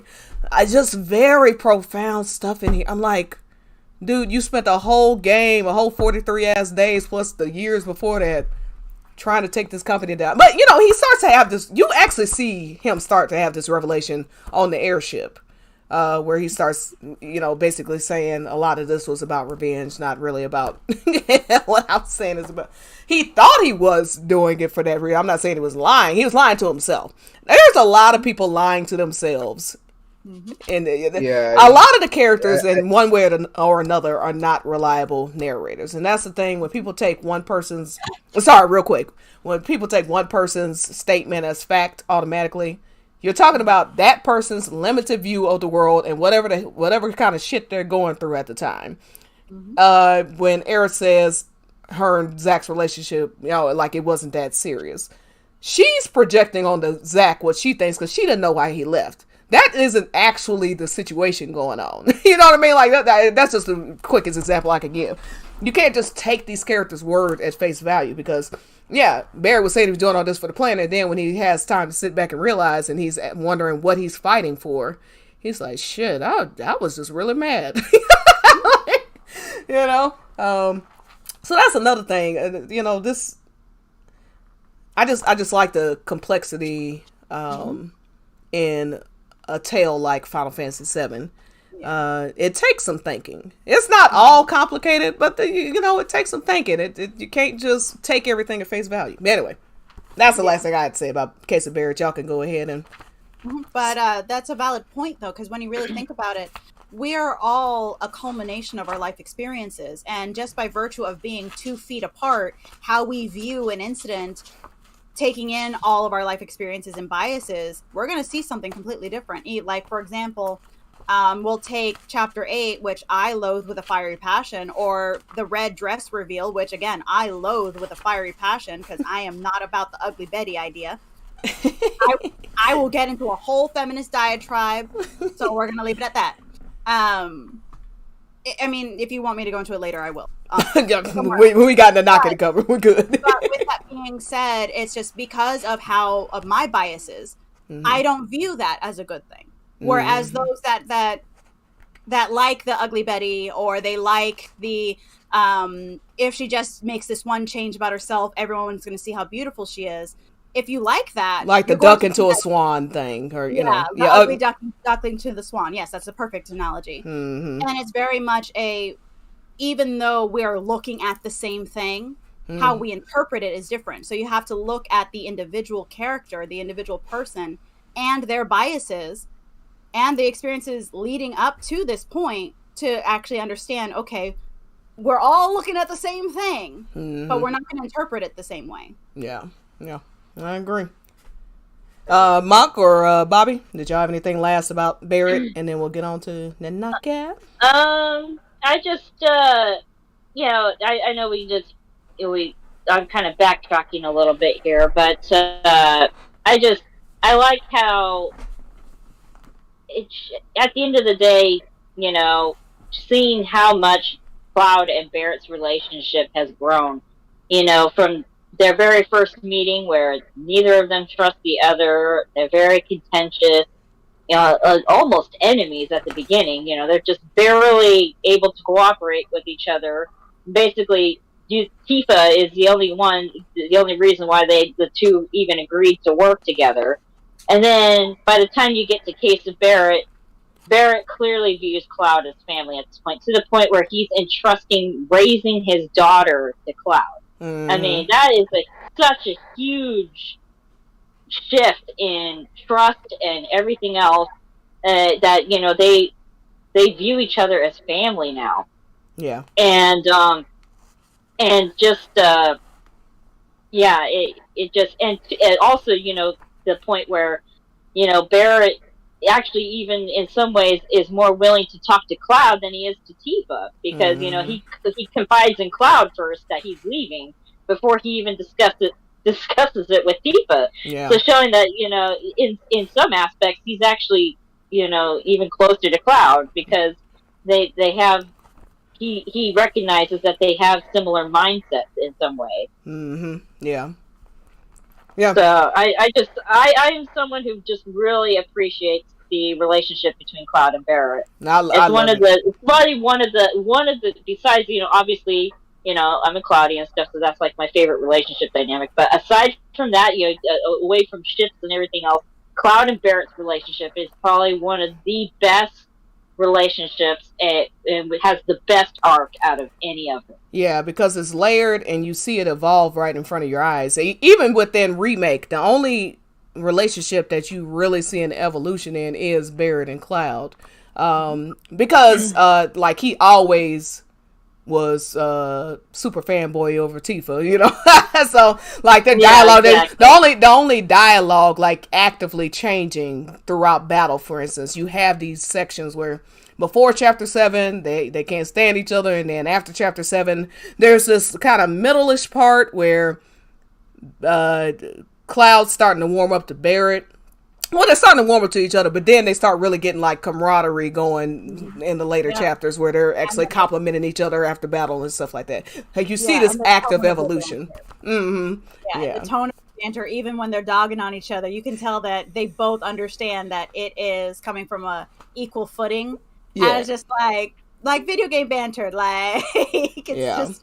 And I love that they both bond over their love of Tifa. I mean, that's real, because like Monk said, they were it not for that barrier of Tifa between them two, I don't know where it would have. Woo! All right, and Bobby, did you have any last thoughts on Barrett before we go to Naki? Nope. Okay. Okay, cool. Hang on, wait a second. Let's try again. Are you there, Bobby? Bobby! What happened? Oh, I was saying, did you have any last thoughts about Barrett before we go to Nanaki, our last portion of the book club? My phone had crashed, so I had to try to get back. One thing I'll say is Barrett is such a nice guy, and he was so nice. Cloud put a ring on it. Oh my god! All right. So Nanaki is the last portion we're covering, and so it starts out, he went home. It seems like everybody went home at some point. And he's talking to this person named Gilligan, or you don't know what he's talking to at first. It's like it's telling Gilligan to leave him be. Gilligan? Yeah. You mean from Not the one from the island. Not the one from the island. This is a different one. No, it's Cállate, Luca. So I'm more of a doctor kind of, fan. Mm-hmm. So they do call him Nanaki throughout this. This isn't just us calling him that. He's now taken his, actual name back. Whereas Red 13 was the name that was given to him by Hojo. He was just another experiment, Yeah. You actually get to delve into how he feels about being called Red. Mm-hmm. And it's just like, see, it wasn't just me like casting head cannons. I'm not crazy. Yep. So he's talking, he goes to talk to Seto, his father. I mean, not literally to him, he's stoned or whatever, petrified, or whatever the hell's going on. Basically like when you go to a grave and start talking to your lost loved one. Exactly. Well, isn't Seto technically still alive, even though he's petrified? I don't know. Right now, he'd probably be dead. He would have started at the very least. Yeah, well, the whole thing, I think that's a very interesting question. I had that same thought process, because you see him cry in OG. Mm-hmm. So I think there is still some part of him that is sentient, which actually kind of makes me feel like worse, because it's like, oh my god, imagine being somewhat sentient and not being able to move, do anything. Years. Yeah, do anything. Can you imagine I'm pretty sure there's a stone and your nose itched? Yeah, someone had the same idea about Sephiroth, like, is he really dead? And I was like, Well, Sephiroth is he's a being in the live stream, so his physical body's gone. Yeah. I mean, when you're something like Sephiroth, who is tied to, like, what is really life or death at all when you're in a state of like Sephiroth is, you know what I mean? Where you can, whether you're literally dead or not really doesn't matter. You still have implications on the world. You know what I'm saying? Like, you can still walk around talking on, so. Seto, I think, I don't know, because there's been like people mad at the loophole that if you're petrified, you can. There's an item for it. I think it's called the something The mist, soft. silver mist. It's called Huh? soft. Soft. Yeah. It's called soft. Yeah. That's Yeah. pretty much what it is. I know we all think something phallic when we say it, but it's called soft. Do we? I never thought of it. I am now, though. I have corrupted all of you. I must say that apparently you are more dirty-minded than me, because that's I have not once. This is the horniest book club I've ever been a part of. Well, you're welcome. Horny So on thanks me. a lot, Rhea. Yeah, absolutely. All right, so basically, oh crap, sorry, I hit something, did something. Now my computer's acting funny. All right. Anyway, so yeah, basically he goes home. He starts talking to all his loved ones that have lost. He has a moment where he kind of freezes up as he says goodbye, but then he like freezes, and you realize that Gilligan is, I guess, a manifestation, like what he calls his fear. That Yeah, it's a manifestation of his fear and anxiety. Yeah, and then he talks to the villagers a little bit longer, and then he leaves. Yeah. And the first place he goes is Wutai. I forget exactly why he went to Wutai. It was He kind wanted of to visit Yuffie. Yeah, he just wanted to see Yuffie, I think is what it He wanted was. to see his best friend. Yeah. He's basically like going on a journey almost. That's really what it is. Yeah, a lot of it is. So it's just what I really enjoyed of that is that he is starting to be faced with his longevity. So you actually get to see him actually pondering his state in the world, where you're seeing him ponder like, what does it mean to have a lifespan of something that could be up to 1,000 years? Mm-hmm. And now he's just like, okay, what's going to happen when I blink and they're gone? Because when you think about it, their lifespans of everybody he knows is a blink. Mm-hmm. Yeah, absolutely. Like 500 years is about middle age for him. Yeah. Jeez. Well, yeah, he's what, 16 in dog lab rat dog years, and but he's like technically 50 or something. Yeah, he's 50 years old. He's the same age as 48. I think he's 48. Yeah. Yeah. He's basically he's around the same age as Vincent, basically. But yeah, Vincent's 57 and in OG he's 48. Yeah, I think. Yeah. Yeah, so he'll be 50 and having children. Yep. I'm somewhat right. Oh, see, now I'm mixing myself up. I think Vincent's 50. Okay, see, now this is gonna kill me. Remember, I got this. So Vincent You guys call yourself Vincent fans? Hey! He died at 27, and it's been 30 years. So I think it's Vincent ages nothing but a number. Muck is about to be kicked off this. Okay, everybody's talking at once. Okay, go ahead. He sleeps for 30 years, so he's 57. And then by 57. the time you get to him in OG. Yeah, 57. And then by the time Dirge of Cerberus comes out, he's the ripe old age of 60. Mm-hmm. He is damn near retiring age. Where's his pension? Well, you'd have to have a job. Bank. He gave his pension to Lucrezia. Oh, you better not have. Oh, Lord. I will hack into No. Oh, good Lord. Like, I'm what's just calling Johnson like it Khan? is. I'm just calling like it is. Like, I need to know what his retirement package was, and if it applies to like next of kin, because I'll write myself into the software. Next of kin is next of kin. Well, his next of kin is never going to see it because the man is immortal. So, I mean, That's true. But can you imagine if he like maintained a stock portfolio? Oh God. Yeah, well, I have this kind of headcanon, and it's spurred on by a Japanese artist. I don't know if I'm pronouncing this correct. They go by Shilo on Twitter, and they did this whole comic book series that was heartbreaking, where they had they were showing Vincent and Nanaki like years and years in the future. Nanaki's got his children there, and then Vincent basically, because he can't die, but he chooses to just go to sleep forever, basically, and that's his version of dying, because he wants to see everyone again, because everyone is gone. God, I cried. Well, I think Freaking cried. It makes sense, because I think he did it around the time when Nanaki's near the end of his life. He's not going to leave Nanaki hanging. Yeah, because he stayed until Nanaki was gone, and then he's like, I don't want to have any more goodbyes, and so as if I needed more reason to hate Lucrezia. Thank you, I appreciate it. I mean, All you right. could just take the proto materia out if you felt like. Don't matter. You know. The proto materia just keeps him in control of chaos. Yeah. Yeah, but That that's don't do being nothing alive. for his Nah, longevity. she. Well, I mean, Lucretia might still be around, maybe. Fuck that hoe. Not literally. No, Well, please don't. maybe, My maybe. God. No, Well, she you deserves also nothing. She look, deserves Nothing. nothing. All right, so we're on page 3. Slander Lucretia in this house. All right. and in regards to Vincent's stock portfolio, he's the kind of guy who would buy an NFT of Lucrezia.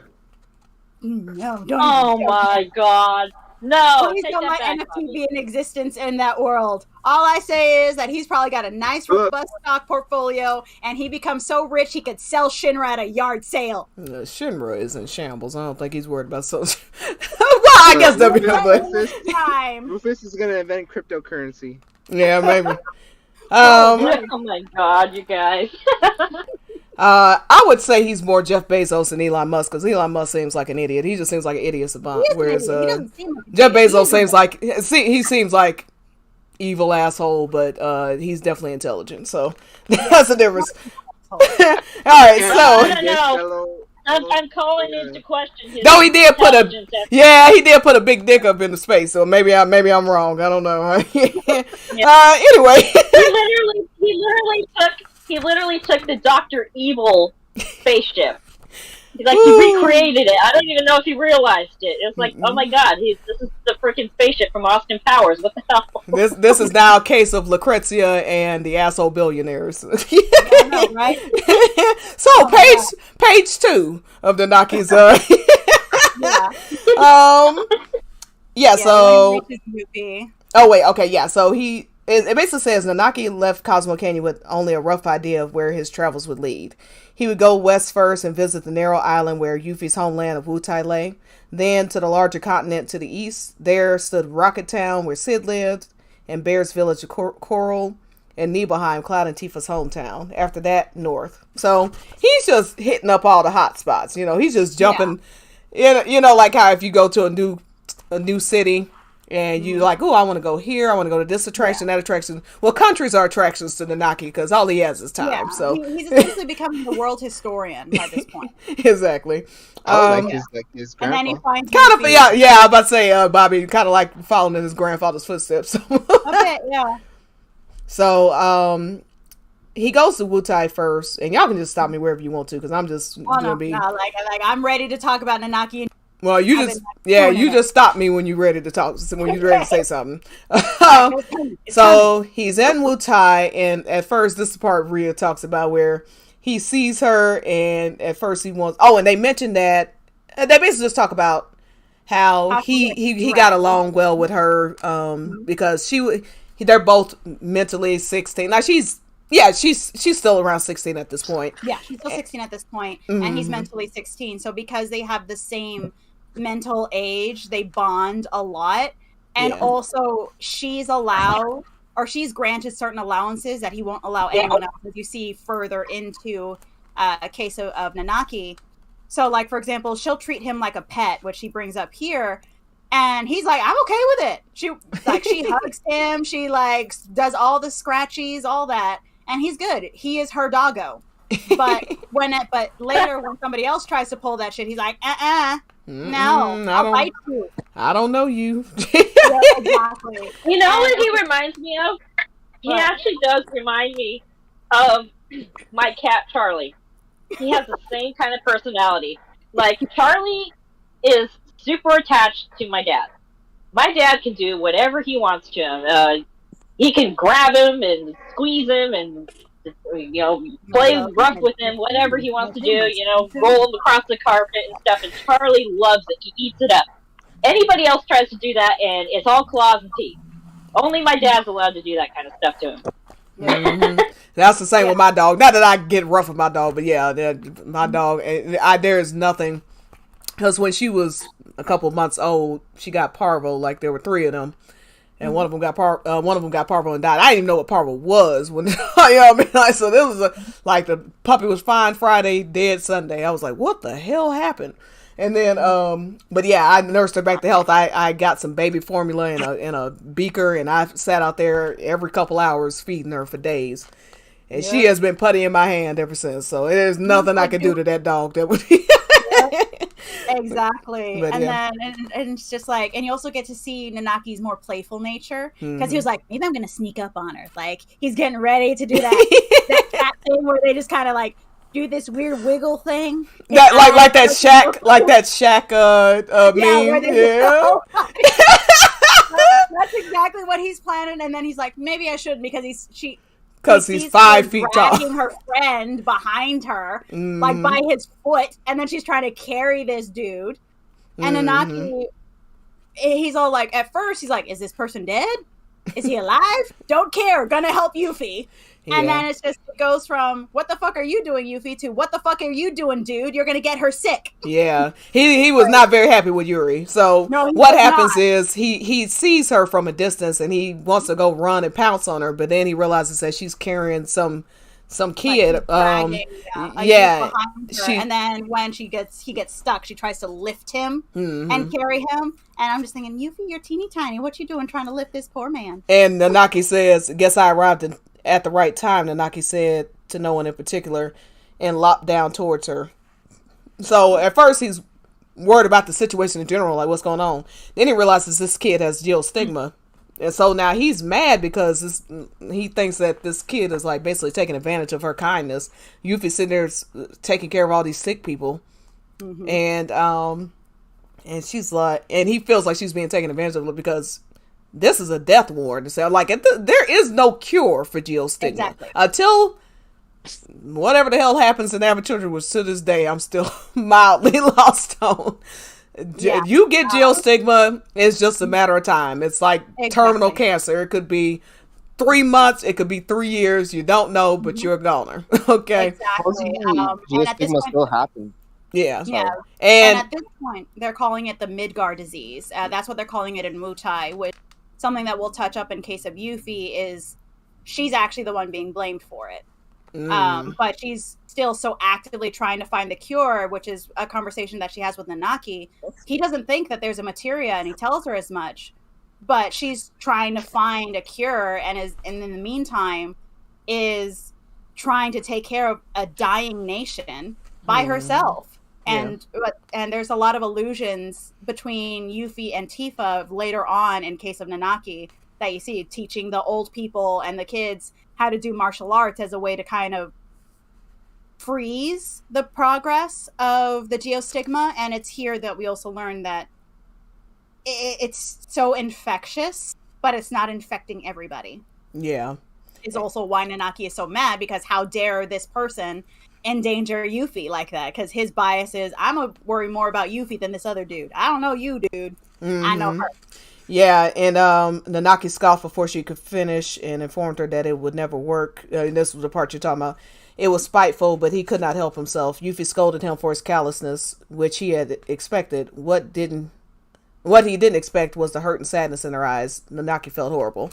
Yeah, so this is him showing his the fact that he's the same age as her. I mean, in some ways, she's being more mature about the situation than he is, even in this moment. You really see this childlike nature come out with him because, but I think it's, again, driven by fear. He already knows he's going to have to watch Yuffie die one day. Now he's thinking, is it going to be 80 years or 80 days? Like, she's sitting there hanging around all these sick people. And he's not happy about it. And he's being very selfish in this moment, which is understandable. Like, he's coming to grips with the fact he's gotten close to these people, and now he's like, damn, I'm gonna have to watch everybody I know die. I just watched my grandpa die. I just realized that my dad, because he had no idea his dad was up there petrified. So like, he's dealing with all this at the same, and now everybody, that's what I forget which one of us said it, but I think it was Monk. Everybody's dealing. So whereas I see OG as everybody dealing with different ways to handle trauma that's happened in their lives, this is in a similar sense, but on the other side of trauma. Like now, so like with Baird, you know, all the shit that happened to him, his way of dealing with it was to join a terrorist organization and try to destroy Shinra and blah, blah, blah. Like everybody had their own way of trying to tackle what had happened to them while all this shit was going on. Now, It's just like everybody's now trying to figure out how to move on when you don't have a constant threat in your face day after day after day after day. Exactly. And they're all trying to find their way. And so Nanaki's finally coming to the realization, like, damn, I am going to be alone. So it's really messing with him. Yeah. He's being faced with everyone's mortality, and it's also in this point where he realizes that Yuffie's home, like, she is essentially the princess of a dying nation. They're all dying, and she's now in a situation where she could die too, when it's not even her time. So it's just like, I understand where he's coming from. And I know this is also a matter of perspective. I mean, we can even bring Aerith and everybody else into this. He watched her die. He's now faced with the mortality of everyone he cares for. He doesn't have the same frailty that humans do. He heals faster. He lives longer. He has an intelligence that even though he's emotionally 16 again, it can almost be argued that he is superior to the human race as far as everything that he can do. But so it's just now he is faced with the mortality of those that he loves. Immortality is its own curse. Everybody's afraid to die, but if you think about the idea of having to watch everyone die, that's its own hell too. At least with death comes peace, you would hope, you know. You just absorb into the whatever the courage is and I was going to say, immortality is only a blessing if everyone else around you is also immortal. Exactly. At least the people you care about. If you are the only one, it was absolutely a curse. Absolutely. Nobody wants to. Yeah, I mean, that is not. Yeah, because you can, let's say you fall in love, you expect, I mean, obviously, person to die eventually. Then what? You're going to fall in love again? Wait another 80 years, watch them die. You're just going to have to keep watching people die generation after generation after generation. Exactly. Yeah, it's, yeah. So. It's its own kind of death when you really think about it. Because at the end of the day, it's just, even though you're physically still alive, your heart dies, and then you also become numb to all the wonders of life. Like everything is old to you. Nothing is new. Yeah, exactly. Everything's cyclical. Like we may have like individual experiences, but nobody is experiencing something new. Like everybody has experienced adulting. Everybody, like, we all pay bills, and we deal with driving a car, this, that, and the other. Or some of us will deal with poverty, but that's not a unique experience. Other people will deal with disability, but that's not a unique experience. Yes, we're a unique culmination of everything. We are individuals, but it's very much it's a very slow and painful death, and I would not wish that on anybody. Yeah, absolutely. So, yeah, he's Yuffie eventually says, I want you to go try to find a cure. He's like, okay, cool. I'm not being any use here, and you're getting pissed off at me, so let me go ahead and get the hell up out of here. Yeah, he's there when she asks for him, and he'll do like little things on the side, but she's like, I'm gonna stay out of your way because you're in charge. You do you, boo. Yep. And so as he's leaving, like, Gilligan comes up multiple times. Again, this is just, you can almost think of Gilligan like the wolf almost. I mean, it doesn't represent the same thing, but it's just a way that he compartmentalizes or like gives life to this nagging fear inside of him. It reminds me almost of the movie Luca, where I know I was saying Cállate Luca, but it's Cállate Bruno. Because Bruno is that voice in the back of his head, and it's just like, say Cállate, Bruno. And I keep, every time he brings it, you're so excited about this. You're so excited about this. I wish I knew what the hell you were talking about. I know what she's referencing because I've seen the movie too. Oh, okay. And Bruno is basically just this non-existent person. He's just kind of a phrase that you use. They kind of give a name or a personality to the nagging voice in the back of your head, like when it's telling you that, oh, don't do that, or don't get into the kind of like your conscience almost, but it's more of like, it's that voice of caution. It's a negative Jiminy Cricket. Exactly. I like that way you put that. Oh, okay. And so anytime that Luca's about to go do something, but he starts hesitating and not really wanting to do it, then his friend says, well, every time you hear that voice, you say, "Shut up, Bruno," and or no, it's Silencio Bruno. That was what it was. Yeah. Silencio Bruno. And so that's I do agree that that's actually a very good analogy for Gilligan in this. Yeah, it's just we don't talk about Bruno. Hush. It's just such We a. don't talk about Bruno. Oh, that's right. You didn't watch that movie either. No, You I can't sure use didn't. that either. Yeah, y'all have The Disney movie 1 minute con, where. I mean, yeah, you know. an adult Disney movie-thon. Okay. We will sit you down and we will have you watch every Disney movie. Well, I've watched a lot of them. I haven't watched any of them in the last 10 years, probably.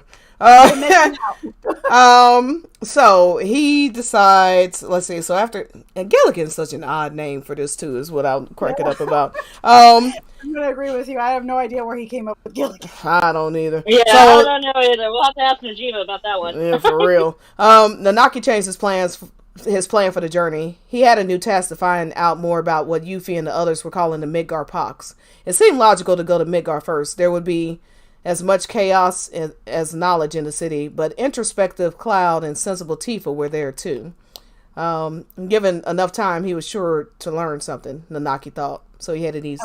I just love that everybody thinks of Cloud and Tifa as a unit. Everybody, Cloud and Tifa, Cloud and Tifa, Cloud and Tifa. Yep, exactly. That the whole it's so weird how the whole team sees them as I don't know why. What's funny is that in the livestream.net, their translation, it was the pensive Cloud and the clever Tifa. Ooh. So it's interesting watching how these sentences are being translated. Mm-hmm. So it's just like, yeah, either way you look at it, it's still correct. Yeah.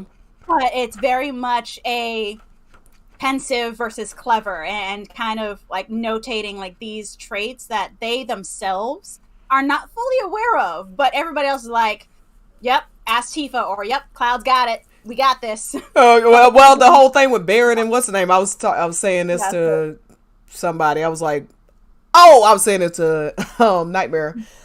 When they were talking about wearing the pants and blah blah, Tifa's wearing the pants, and then Barrett immediately thinks of Sid and Cher. I was like, isn't that interesting how he just immediately thinks of a married couple when he thinks of Cloud and Tifa? But okay, Exactly. all coincidence. It's so obvious why, because just because people in the fandom can't seem to put two and two together doesn't mean that well, in the story can't put two and two together. well, the new theory is he's doing all of this as a warm up for when he eventually gets with Eric. Oh my god! No, we're not even gonna. All right. So anyway, we're gonna get back to the night.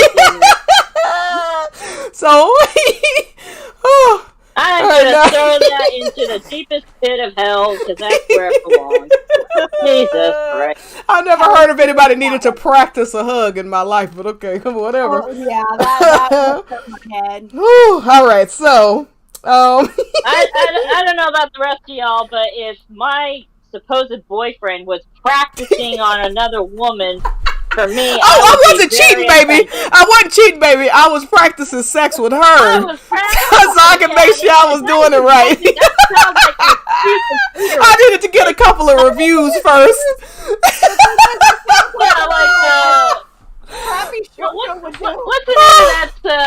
What's the name of that guy who runs that TV show Cheaters? Like that's oh baby, I swear I wasn't cheating. I'm telling you, I just needed. I had a move I wanted to work. I had a move I wanted to do on you, and I just had to get my good friend's opinion, who also is my childhood bully, and I can't figure out which one she is. It just changes depending on the hour. We were practicing dancing. We were practicing dance moves. That's an actual trope that shows up in TV shows and shit for teenagers. God. All right, for anybody who doesn't know what we're talking about, you're probably better off not knowing. Trust me. Well, I'm sure the next time I do Final Fantasy 15, that will be coming up, so don't worry about it. All right, anyway, so Nanaki. Okay, so things that stood out to y'all. So he goes to Mount Nebel. Yeah, like he goes to Mount Nebel. You know, we do have to actually finish this at some point. Yeah, no, but I do have I did kind of feel really sad with this instance because he intervenes on essentially the war between man and beast Mm-hmm. And he rescues this little kid who decides to start calling him Red and like, I choose you, Pikachu, fight this freaking bear. And Nanaki's trying to scare off the bear creature, or the Nibble Bear is what they were called. Yeah. And it was shot down by another hunter that later over the course of the conversation, the boy wants to keep Nanaki as a pet. He was not happy. And he reflects on how much he dislikes being called Red or Red 13 because of the association with his capture and Hojo. Mm-hmm. And it is also revealed here that more of Nanaki's species had been hunted a year prior and sold to Shinra, and it's just like, oh, well, like, utilize Nanaki as some sideshow or roadside attraction. Yeah. And it was interesting because it's like a Pokemon allusion to the whole existential crisis of, yes, I am an animal, but I'm not an animal or beast of burden. And then it just goes to, okay, well, they're cubs now. Well, and then when you're thinking about it in that way, because he is this unique being, is he saying like, so for here, he's like, so you are willing to shoot me after all. You're the sort of humans who would shackle me and keep me in a cage. You talk to me and never listen, blah, blah, blah. So, but there also is some, I don't know what the right word to use here, but it's like he understands why they'd be scared of that type of beast, but then he's almost indignant, like, oh, so you like, shoot how dare me. you? I don't want to make him sound like an asshole, but I'm just saying, like, because he doesn't know his place exactly. in there's a food chain. I guess the only way I could put it, there's like this food chain type thing going on. Sephiroth and Jenova view themselves as above everything. And then you got human beings, which we consider ourselves above all other. Right under God, basically, we consider human beings. But yeah, Nanaki's in this weird place where he's like, he doesn't really belong anywhere. And he sympathizes with the beast. But he also sympathizes and wants the affection of humans. But he also realizes that a lot of humans aren't going to treat him the way that the team treats him. Exactly. A lot of people aren't going to be chill with a 5 foot fucking Yeah, exactly. Whereas me, I'd be whatever like, he is. Let me scratch the puppy's ear, kind of thing. But there's also. But he also doesn't want to be treated like that. Like he wants to be treated almost like a human. He tolerates Yuffie, but I don't think he tolerates much of anybody else. But there was also an interesting introspection that he had here where he's like contemplating the difference between a beast and a monster. A beast or an animal, a predator, they hunt for food. They don't hunt for the sport of it. But monsters will hunt you and leave you there on the ground. So, and then he's just like, he's wondering, how do I categorize myself and how do I categorize humans? Because humans do both. And he himself has also done both. Or he has hunted to experience what it's like to be a beast, even if he doesn't eat what he's hunted. Because he's been provided for. And then it's that introspection of, okay, as an omnivore, I understand I eat meat, but I also eat plants. And as humans, we are generally omnivores. So we have to reconcile the fact that in order to survive, something else has to die. And having that conversation within himself, and how would you categorize human beings within that hierarchy, because we do hunt for sport. Yeah. Like, it's not even like, okay, maintaining an asshole community, like we have this rogue lion or whatever making trouble for everybody. Okay, you can hunt that lion, but none of the other lions. Like, there's no justification for the way human beings hunt. And I felt as if that was an interesting introspection he had, especially, again, he's still trying to figure out what his place in the world is. And then, yes, the mama bear was killed. And now it's just like, okay, well, now we have 2 cubs that he essentially takes to raising. Like, Mazel Tov, you're a dad. But it's still very much how much do I intervene? Like, which part of do I associate more with the beast side of myself or the human intellect side of myself? Yeah. And that entire chapter just like broke my heart because they like adopting kids around there, don't they? Yeah, unfortunately for Nanaki, his children don't make it. Yeah, his kids get hunted down, and justifiably he goes berserk because their corpses are just left on the ground, missing their tails. Like, they weren't even hunted for food by this point. Like, it would be one thing if it was for food. That's the circle of life. Yeah. But I think seeing them like that there was kind of the kick in the ass that Nanaki needed to realize that, yes, even though I have this intellectual, I am also a beast. And he does give in to that beast animalistic aspect of himself. And he was going to kill them. And in all honesty, I don't blame him. We all cheered when John Wick did all that for his puppy. And well, look, I mean, and that's sort of his, for lack of better words, I don't know, human sentient side coming out, is because we make the same distinctions. We people can shoot squirrels and deer and all that shit all day. Yeah, most people outside of PETA aren't gonna blink an eye, really. Well, you know, PETA, more ASPCA. Yeah. PETA is a terrorist organization. They're not as good as they well, they I do more am. annual This things stream is officially canceled, but I appreciate it. It was nice knowing y'all. I said what I said. Come at me, bro. but yeah, so there are plenty of, I mean, you go to animal farms around this country, you're going to find a lot of fucked up shit happening on them. But let somebody shoot a dog out here right now. Yeah, it's going to be news channels, people out there, you going to jail for animal cruelty. And I'm not saying you shouldn't, but I'm just saying we as human beings make distinctions about animals all the time, seemingly out of nowhere, really, because what is the difference between a dog and anything else? You know, it's just certain things we've decided to eat for whatever reason, and other ones we don't. Other things that we don't. But and Nanaki does have this conversation with himself, because it's just like a lot of people, they don't think about it. Like, I think farmers would be probably the closest to him, because farmers a lot of farmers do love their animals, but they also know that they're raising them to die, you know? Exactly. So it's just like, it's the ethical treatment of their livestock, but not everyone thinks about the ethical treatment. Like, for example, I am an advocate against game hunting, but I know I am a subset of a subset. But I don't fault somebody that's hunting for food. I mean, because like, if you live in Alaska, where it's like 3 hours to a grocery store in some places, you're gonna hunt for food. Or move.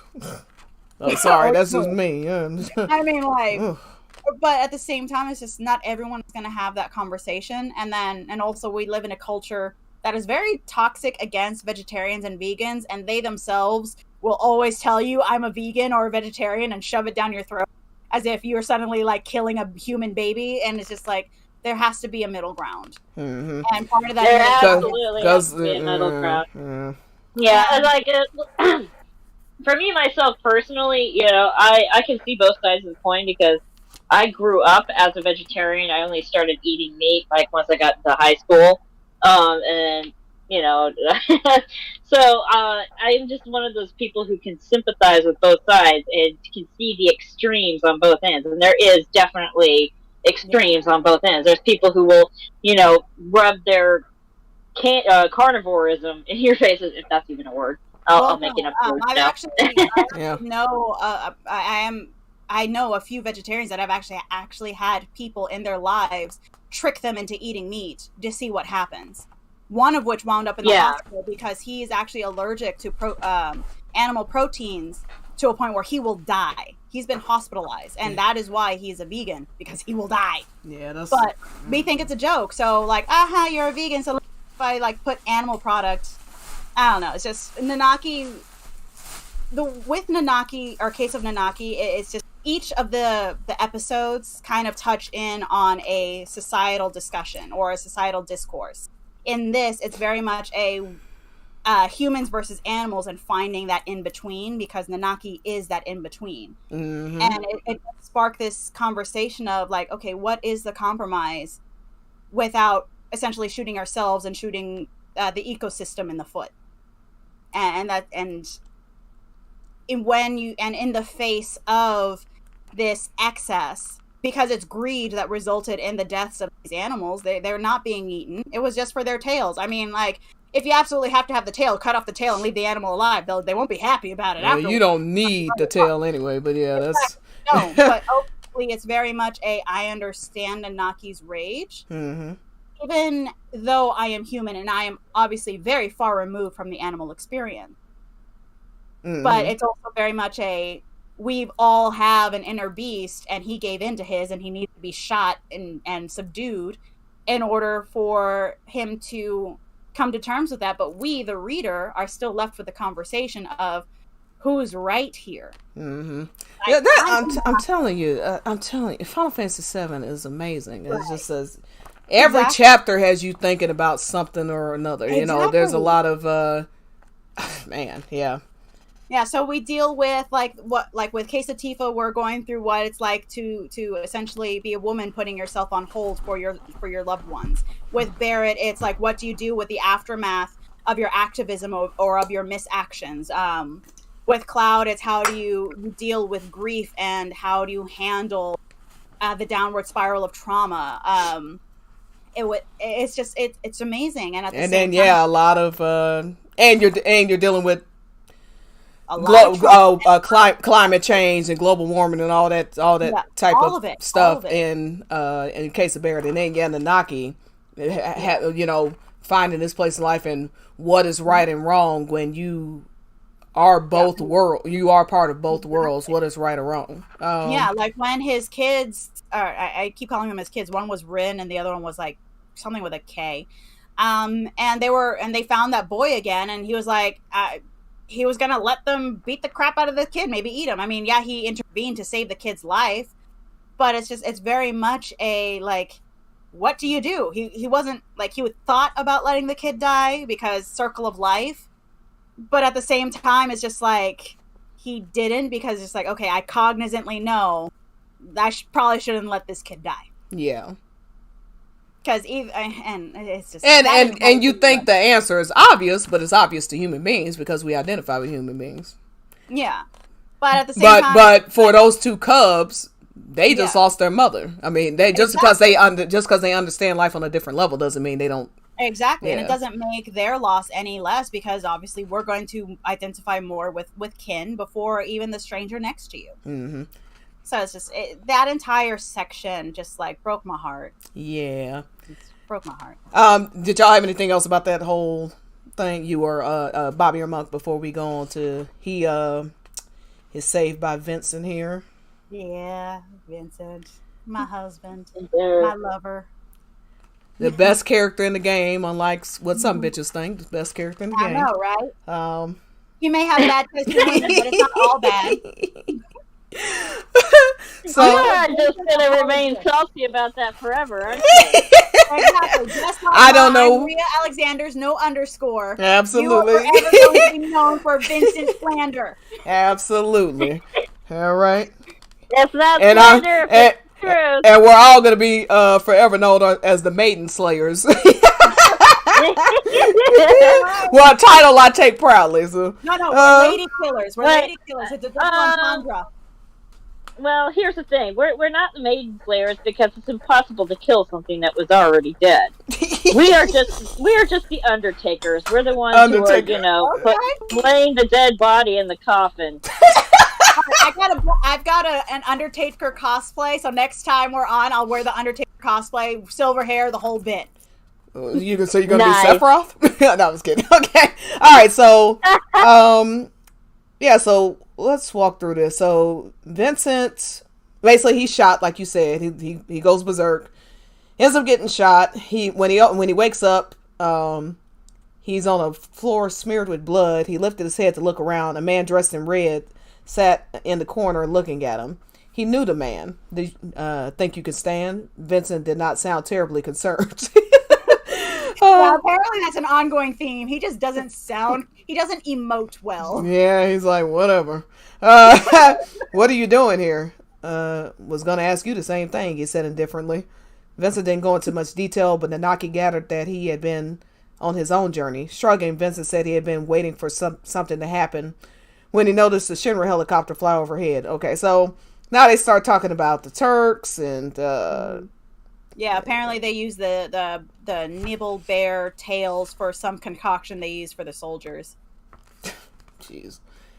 Oh, yeah, Shinra just... Let's get into some, like, apothecary nonsense. Mm-hmm. like ground up rhinoceros horn to get your dick up all day. Horniest book club in America. All right. Because we haven't even talked about tits yet, and we usually talk about boobs every stream. That's true. That's true. Yeah, so they go into a conversation, and like you said, Nanaki, he's dressing his wounds and stuff. And poor Nanaki, like he starts to, like you said, Vincent, I guess, or whatever, show his fears, like thinking he's gonna be all alone, and so they make this pact, which is really cute, that they'll at least see each other once a year in Nibelheim. I'm not Nibelheim. That's hilarious. And Midgar. And it's this scene and the next Vincent scene that is just absolutely adorable. Yeah, why don't you go through it? You seem very hyped for it. Why don't you tell me?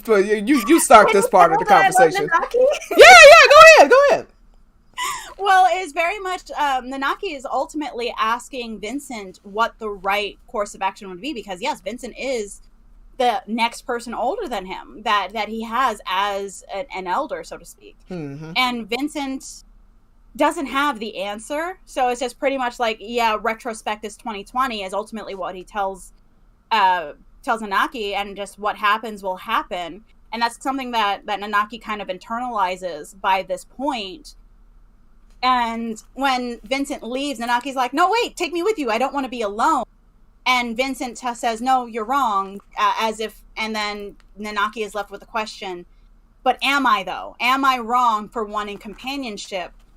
Or is Vincent wrong for wanting to be alone in light of the fact that they are both immortal beings? So Nanaki also now has this realization that he is going to be outlived. Mm-hmm. Vincent ain't getting any, like, he's going to be forever 27, which we all can take a turn riding that dick. He's like the opposite side of the 27 club. So it's very much it's almost as if both of them are having this discussion of how do they cope with immortality, in order to, like, to quote Queen of the Damned, where you have the Akasha's sister asking, like, or trying to find ways to deal with the fact that I'm immortal. Mm. I will outlive everyone that I love. And it's both of them are looking at the same question from different sides, and Nanaki is looking to Vincent for answers that Vincent doesn't have. And it's a very interesting discussion that they have, but I feel as if when they kind of conclude that discussion later on, it's very much it's a happier discussion because they've experienced a little bit more. Yeah, it is a dilemma. It's like, yeah, Vincent's alone, but eventually he's going to be, like we already discussed it. There's definitely a hellish nature to immortality. Here's the other question: is Vincent alone? Because yes, a lot whenever writes Vincent in all the fan fiction or what have you, we all write it as if each of his demons has their own voice. Yes, he can control Galleon. It was implied that you would have been able to use Gigas and Dirge Cerberus, but that was scrapped. Yeah, so more companion of the non-demonic, the non-demonic version of it. Because if we're putting it like that, well, hell, Sephiroth's going to be around a while too. Exactly. So I don't think just any companionship, like like how they say all press is good press. I don't think all companionship is equal. Also, Vincent is still dangerous too. He's still very cognizant that he is a walking time bomb as well. So I can understand why he is distancing himself from his loved ones, because he doesn't have control of all of his demons. So yes, he was able to change to Galleon to scare off the humans and rescue Nanaki after he himself shot him, which is kind of counterproductive. But he can't control the other ones, and I don't know about you, but Hellmasker scares the shit out of me. I've seen the Jason movies and the Freddy movies and all of those. I'm good. Mm-hmm. And Chaos is his own issue. Chaos. However, I'm okay with Chaos. My monster fuckerness is okay with Chaos. Look, Look, we just gonna have to do one episode. And by the way, we can bring up anything else y'all want to bring up. Yeah, essentially, the Nanaki's tale in here is just like we said, been wrestling with immortality, wrestling with because it's almost like that. Is it better to not have loved than to have loved and lost? Is it better to have loved and lost than not loved? To have loved and lost than not have loved at all. And so you see these two sides almost with Vincent being like, "What's the point?" And Nanaki being like, "Well, I want to be with our friends and stuff. I just don't want to lose them." And so yeah. And then he makes his way to Rocket Town, Mm-hmm. and he learns that they're trying to cope with shit, and he just missed Barrett, and he's like, "Oh, well, I wanted the warm welcome from Barrett too." And I'm like, Sid was nice to you when you got there? Yeah. I would have got it written out. and Yuffie and And that's where we learned that Yuffie was teaching people about the stigma, and where we also learned that if you are emotional or if you stabilize your emotions, geostigma slows down. Mm-hmm. So she's kind of taking a page off of Tifa's book. Keep yourself so busy you don't even notice you're dying. Yeah, in times like in this chapter, you remember, oh yeah, she is running a country basically. And all of these characters in their own way have had to grow up so fast. I mean, of the younger ones, Cloud, Tifa, Nanaki, Yuffie. You see that young, silly side to them. Like Cloud doesn't know the difference between some produce. Like you see the silliness about he's bringing her produce as gifts. Like he's just a little. You see that little dorky guy who he feels guilty about lying about wanting to get a cool bike for himself. Exactly. So you see these cute little moments between them of being silly and their age almost. Exactly. Or Nanaki like, I'm gonna sneak up on Yuffie. Yeah, I'm gonna sneak up on Yuffie and all that. But then you see the other side where Cloud is ready to take on the responsibility of raising two kids and building this life with Tifa and running these businesses. And yes, she is more the. I don't want to say she's more the brain. They both are extremely intelligent in their own right. Cloud has a different skill set than Tifa. Tifa has a business mindset. They complete each other. They complement each other. They complete each absolutely, and that's what you want in a partner. If everybody's good at the same thing and everybody's terrible at the same thing, that's not that's not helpful. Exactly. And it's just.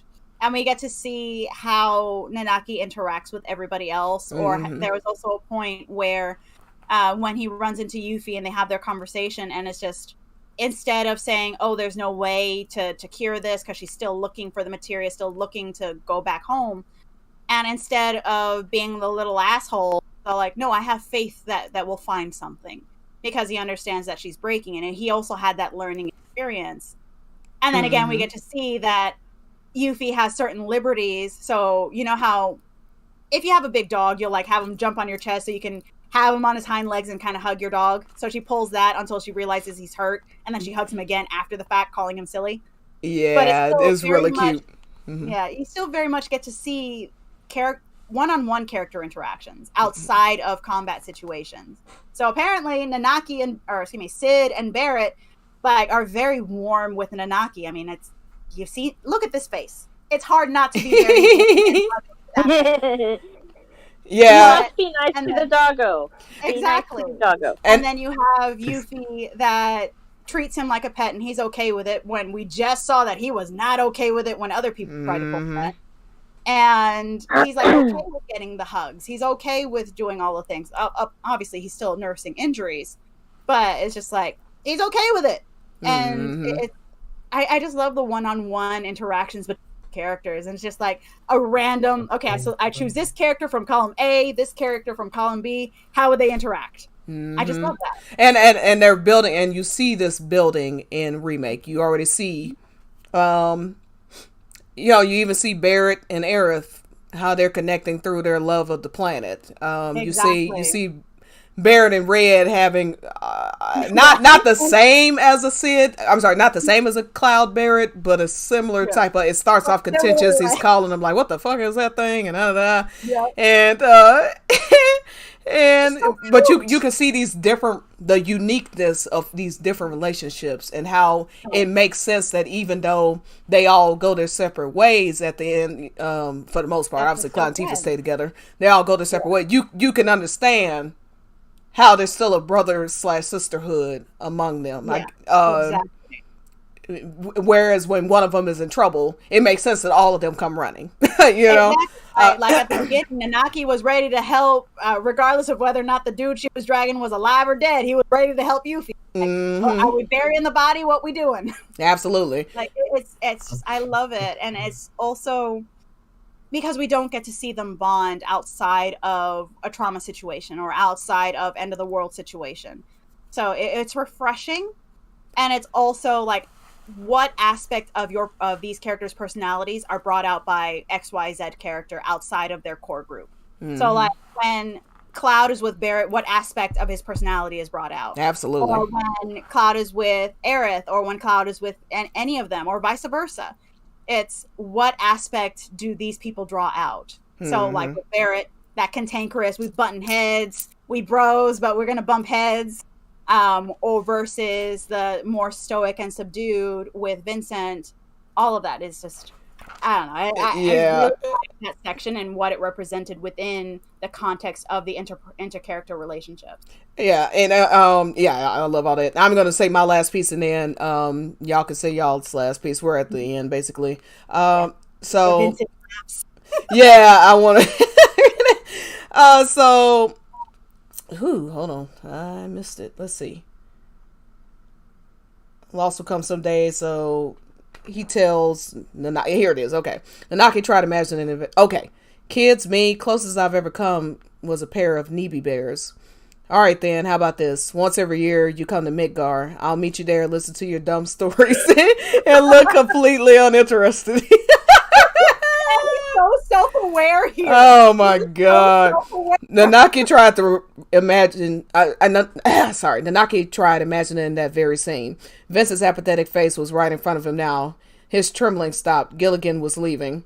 You've stopped shaking. Yes, but Vincent, someday even you will. Nope, not me. I don't age and I don't die. It's a mixed blessing. Oh.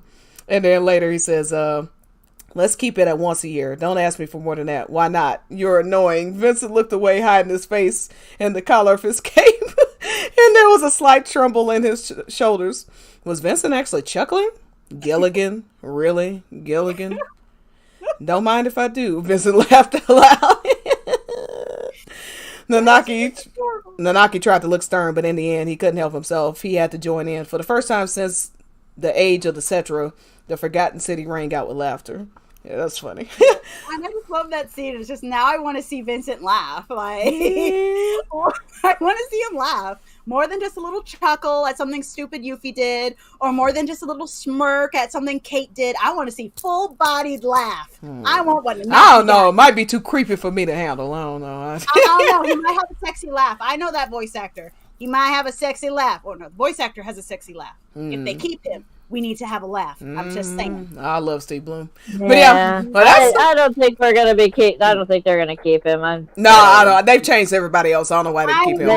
I know. But what other I'm voice? still heartbroken about. If you bring him up one more damn time. I didn't want to say it, but I was thinking it. Y'all are killing me. I am still devastated, okay? Rick Gomez is...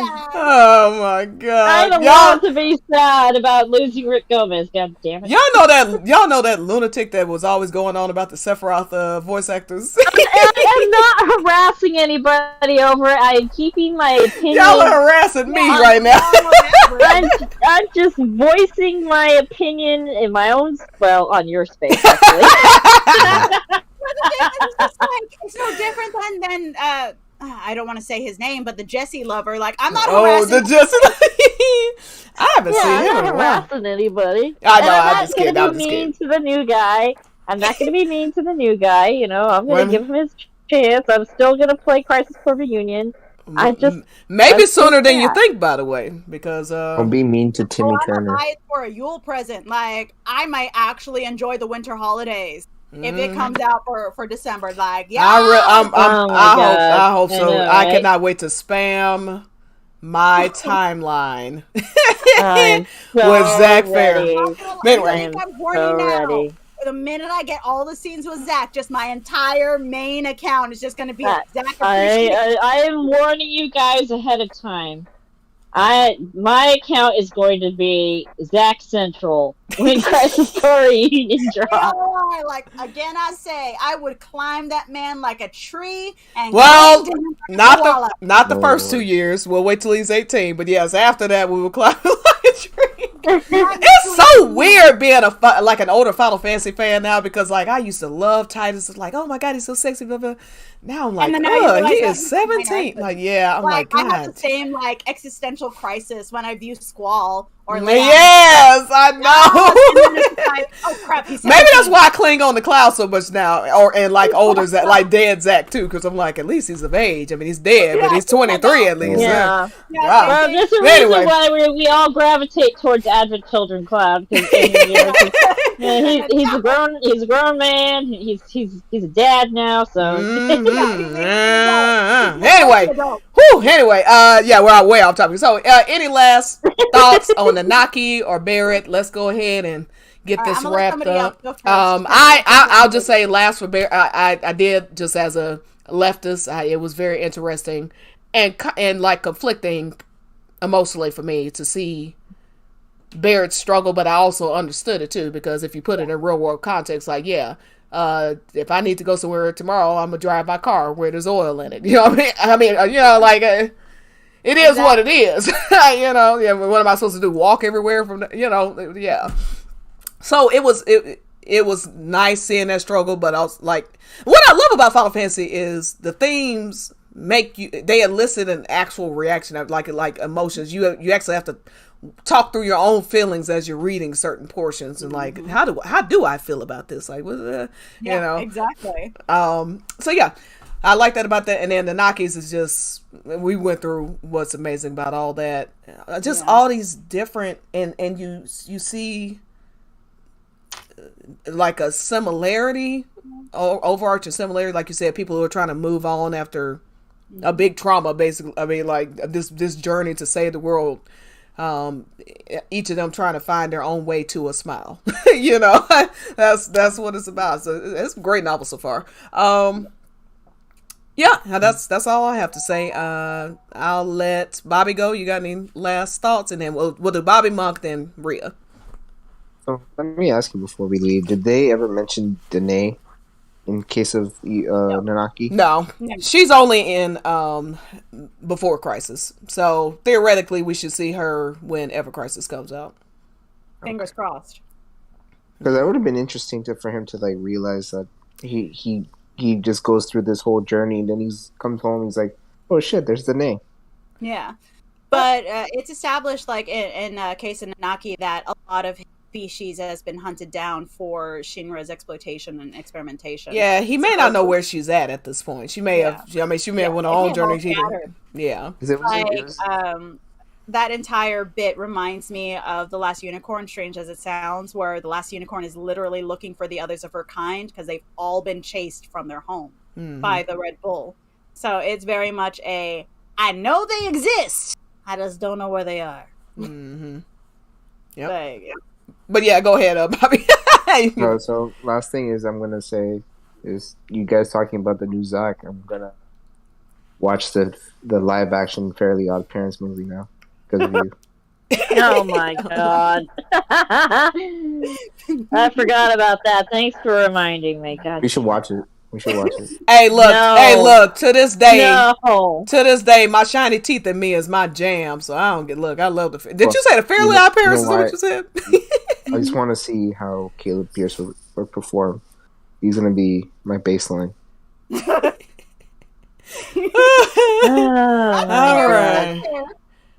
All right. Well, and with that, with those profound words, Bobby, I appreciate it. All right, Monk.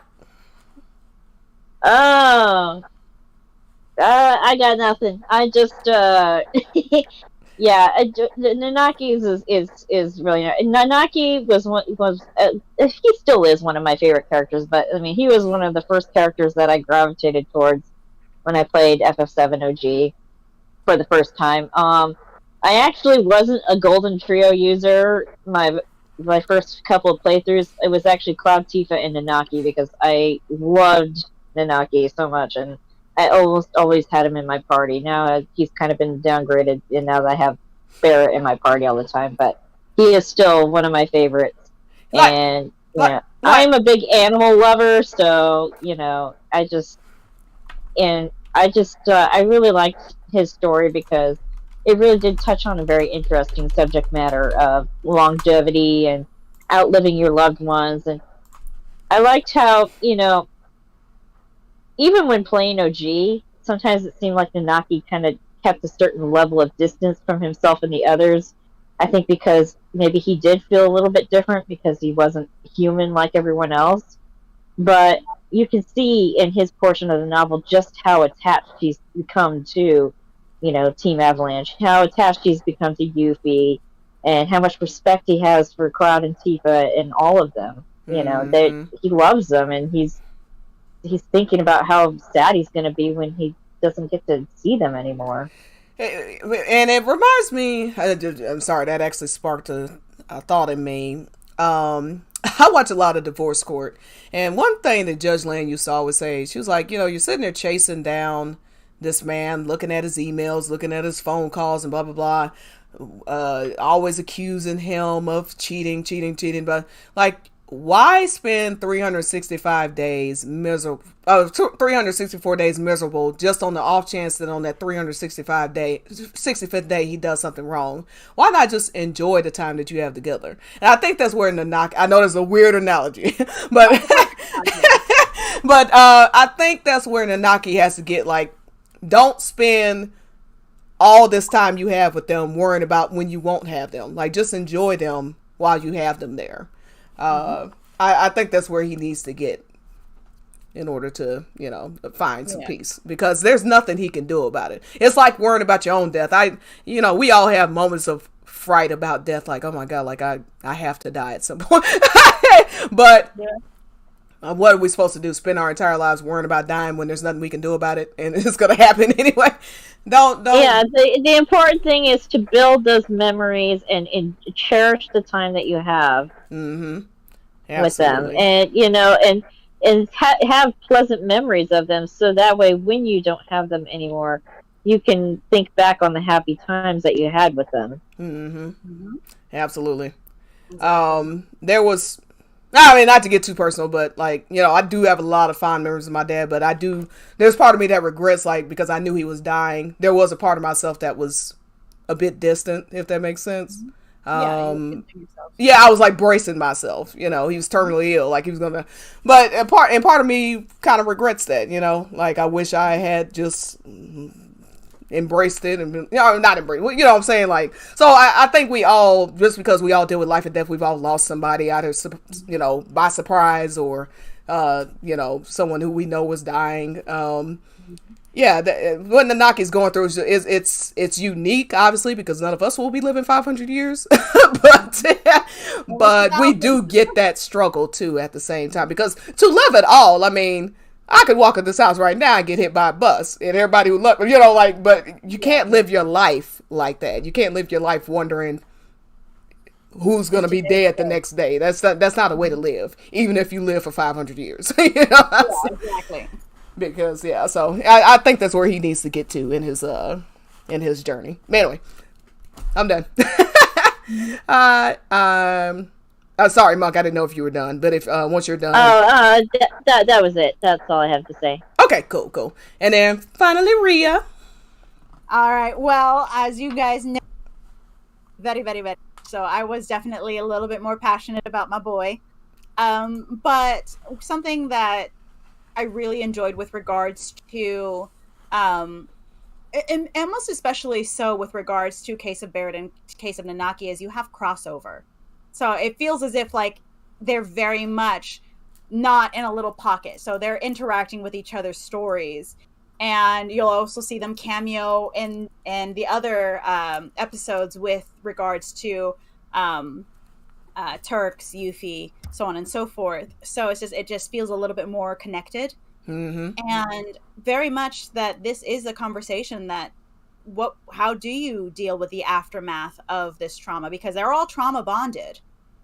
How do you deal with the aftermath? Like, no, there was no 100% correct answer, and everything was going to have, like, it's just the lesser of two evils. Really, it's still a bad end result. Even if it's just bad for you, it's still very much a overcoming this trial and dealing with, okay, now to pick up the pieces, put them together, and see what mosaic we've got left behind. Yeah. It's a beautiful and uniquely human experience, even with regards to Nanaki's character, because obviously he's not human, but it's still what he's going through to an extent. It's relatable. Yeah. So it's just, we all wonder about our place in the world and what we're going to do with the time that we have allotted, because some of us have more time than others, and unfortunately that's just the luck of the draw. But it's just very much, how are we going to deal with that, and what legacy are we going to leave behind? And that's very much where Barrett and Nanaki are. Like, what is our legacy at this point? Or how do I create a lasting peace, so to speak? Or how do I deal with this? Like, I mean, we can go into headcanons that Nanaki overcomes his longevity by being Uncle Nanaki to all of their children. That's a fun way to go about it. And it does allow for a lot of theory crafting, especially considering, again, Vincent is immortal. How is he going to deal with immortality? But that's not the key focus. It's somebody I know is sick, or somebody I know is going to die, or somebody I know is going to do this. That is the question. How do I overcome the loss of that? Because they've already made a little space in my heart. How am I going to fill that when they're gone? Yeah. And then also, what am I in the grand scheme of things? It's just, the episodes and the cases of Barrett and Nanaki especially kind of bring to mind, like, a very unique human experience that we all wind up asking at some point, and nobody can answer the question. Yeah. Yeah, go ahead. Oh, I was just saying, I really liked what Rhea said about, a Nanaki being kind of like, Uncle Nanaki to, like, descendants of the members of the team, because I've actually had that exact same headcanon, like, Cloud and Tifa's kids, growing up with Nanaki, like, he kind of looks over them and stuff, and he tells them all these stories, he becomes, like the cool uncle that had with all the stories, of their parents and grandparents and so on, because, he was there and he got to experience it all, and so he's the one who kind of keeps all these legends alive by telling these stories. Yeah. And as a Latina, it's just a lot of the Latin culture we do have a strong presence of death within many Latin cultures, and it's just, somebody is not truly dead until they're forgotten. It's not just, exactly. I mean, we can watch The Book of Life, or we can watch Coco or something like that, and it's very much they're dead, but they're still remembered. So are they truly exactly dead? I mean, sort of going back to live stream Black. Exactly. That it's just like, they're dead, but are they really gone? Because Sephiroth taking it to a whole new level, though. I mean, unfortunately, they're the dark side of that cultural shift, but it's still very much am I going to be memorable? Is that my place in the world? Am I going to be remembered? Yeah. And it's just, it's the discussion that you can have, the philosophical discussions you can have by the topics broached within Case of Barrett and Case of Nanaki. Like, we can go all night. Almost did, but we could go almost. all night. Yeah, it was a great discussion. But I'll end on 3 things. One is, I think we all, if we grew up in the 90s, thought Nanaki was cool just because Lion King had just come out a couple years before. Oh, yeah. No, I definitely, he's my Simba. Yeah, I mean, I really globbed onto that. I was like, oh my God, it's like a Simba in here. So I ain't convinced myself for years he was a cat. I did too. I think that's probably why, because even though they're like everything else alludes that he's a canid. Yeah, Or, he's closer to a hyena, but it made no difference to me. I was like, that's Simba right there. All right. Yeah, I even drew him like in the Lion King style, like a while ago. Yep. Like Yes. And then second, I've probably forgotten the third. Second is, I like what you said. You do get to see also what kind of let me just start with the second one. Second one is, it makes sense to me that they did a case of Nanaki versus a case of Vincent, even though they're going through a similar thing, because Vincent has already come to his conclusions. I mean, even if he's not at peace, but he's content with what's going on. Nanaki is still, it's not even just about immaturity, as we say, that no matter how old you get, I mean, people 100 years, I mean, the closer you get to death, you might argue, but he will never get, the point is, he's had 30 years to think about all that. Whereas Nanaki, he has had things to distract him in the meantime. You know what I mean? Like, he's always had, at the very least, always had Bugenhagen there and stuff like that. But now he's off on his own, even though he still has like people in Cosmo Canyon. Like, his rock is gone. Bugenhagen is gone, and now he has these new rocks and other people. But he just realized, like, oh shit! Like, my grandpa died. I don't have any parents. I don't know how much of my tribe is left, and I'm now friends with all these humans who are all going to die too. Now this is the forefront of his mind, so he's going through that struggle. So that makes sense to me. Third thing I was going to say is, you can see what the characters value too. When you mentioned this crossover and stuff like that, there was last year for the Advent Children anniversary, they said Cloud stayed close to very few people. You can see that here too. I mean, you don't see Cloud actively having a relationship with the whole team. He really is just like, he just wants his Tifa, his kids, and that's it. Yep. He's fine with this quiet life. He's fine with, he's not looking for, the man is tired. He's not looking for adventure. Okay.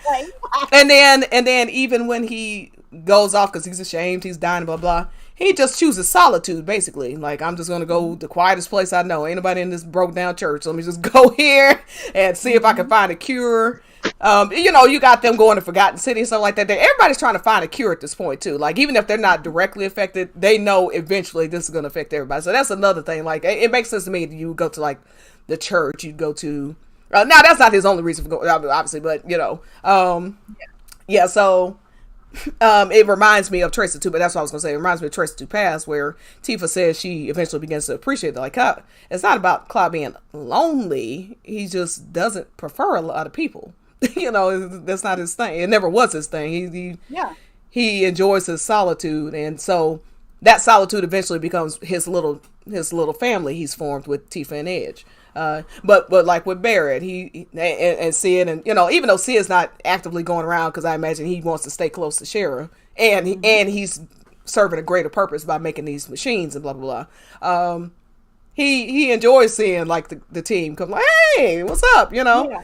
And honestly, I think that softened him a little bit. Yeah. He was excited to see everybody. Yeah. And the Nakis wanted to travel the world, and you do get to see their personalities and it makes sense who stays close to who in the grand scheme. You can definitely see how Nanaki and Yuffie probably see each other a lot versus, like I said, unless they come to Cloud. Ain't happening. I mean, they probably all call Tifa. Yes. In order to check in. And that's what it is. Like, they call Tifa. Is he still alive? He's still being a dick? Yes? Okay. Status as usual. Yeah, okay. Absolutely. Love you. Bye. And he's the Goku and shows up last. Yes, exactly. So it was very much you do get to see a lot of their bonds, and I do. And But I keep saying it like a broken record, but I love it. Yeah, but you can't tell. Like I just love, even though they all have their different worlds that they build. Almost when the chips come down, they all come together, and it's not even a question. It's like, hey, Vince has got some shit going on. Let's head out. Exactly. That's pretty much exactly what happened, and I love. Yeah. Essentially, the information highway hub, like the information highway goes to Reeve. And then Reeve just divvies it all out, and then everybody mobilizes. Somebody's in danger. Let's go. But and last thing I was saying we'll go is I do like in Reminiscence though that Cloud becomes the hub almost. Just for a little while, he's at least answering his phone. He's like, I'm gonna see what this motherfucker got to say at least. And everybody's telling him the same thing. I love Vincent's part. He's like, tell Yuffie not to call my phone. Because she's annoying. because they still also see Cloud as that center, as that head of the when shit is hitting the fan, like, okay. Yeah, he's the nucleus. Yeah, Cloud is the leader. Yep. He'll take a back seat. We could tell that in Cloud and Tifa's relationship. He doesn't mind somebody, but when Cloud steps forward to lead, they all take notice. You know, like that's they all fall in line of their own volition. It's not like where two stags will butt heads. No, they just like, oh, you're in charge. Okay, here you go. And then, but they do know when to defer control of the situation to X, Y, or Z. Yeah. Which is another reason why in OG and later remake, where we get to see them cede control or the party control to somebody else, and that's what we'll be able to like control a different party member. It's just like, hey, I'm going to defer to you in this instance. Yep. And I mean, even when he's relinquishing power, like with the levers, and Bear's like, "Oh, I'll go," and he's like, and Tifa's sorry, Cloud's like, "No, Tifa." He's like, "Okay." He's like, "All right, whatever." Cloud's just a natural born leader in a way. Yeah. I just love his character. I can't wait till we're doing a summer. Speaking of, why don't you tell us about the summer event as we go out? The Strife summer event. Well, no, have we announced that yet? Sorry, maybe I'm saying it too quickly. What? All right, it's a hint. It's a yes, a hint. We're gonna do something for Cloud too. That's all you gotta know. All right, so it's not too early. I mean, we've already announced it, so I don't see why. Oh yeah, yeah, okay. So what we're doing is September 5th through the 9th. We're kicking off a little, end of the summer event. It's a Cloud and Tifa themed event. We're sticking with like Costa del Sol kind of themes. All of our prompts and everything are available on the Twitter account, Cloud and Tifa Events on Twitter. We'll be posting, Manu's making some graphics for us right now for also showing our prompts and stuff, but there's a video on the pinned tweet where you can, and again, if anyone has any questions, they can always reach out to me on Twitter. I also have a Discord, the Under the Stars Discord, and just feel free to ask me any questions. And we're taking all kinds of entries, fan art, fan fiction, handmade crafts, you name it, gifts, anything you got, edits, videos, music mods, videos. All of that. So all the things. Yeah, I've got some projects I'm working on right now. So yeah, we're very excited for it. It's going to be a fun, wholesome event, and I love beach themed stuff, so I'm really excited for it.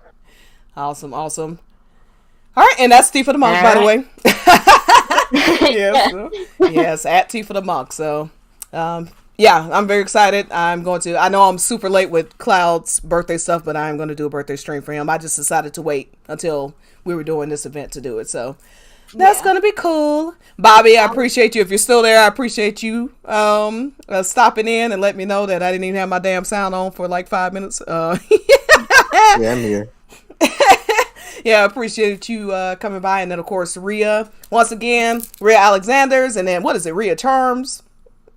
Rhea Trinkets and Charms. Yes, yes. My Twitter is Rhea Charms. And then for the summer event, I will hopefully finally release Cloud's bracelet, not of the 3 Don Corneo missions, though I might make a discount for the summer event. I don't know yet. I'm still thinking about it. Okay. You can find me on Twitter at Jedi Jenna. Shout her out.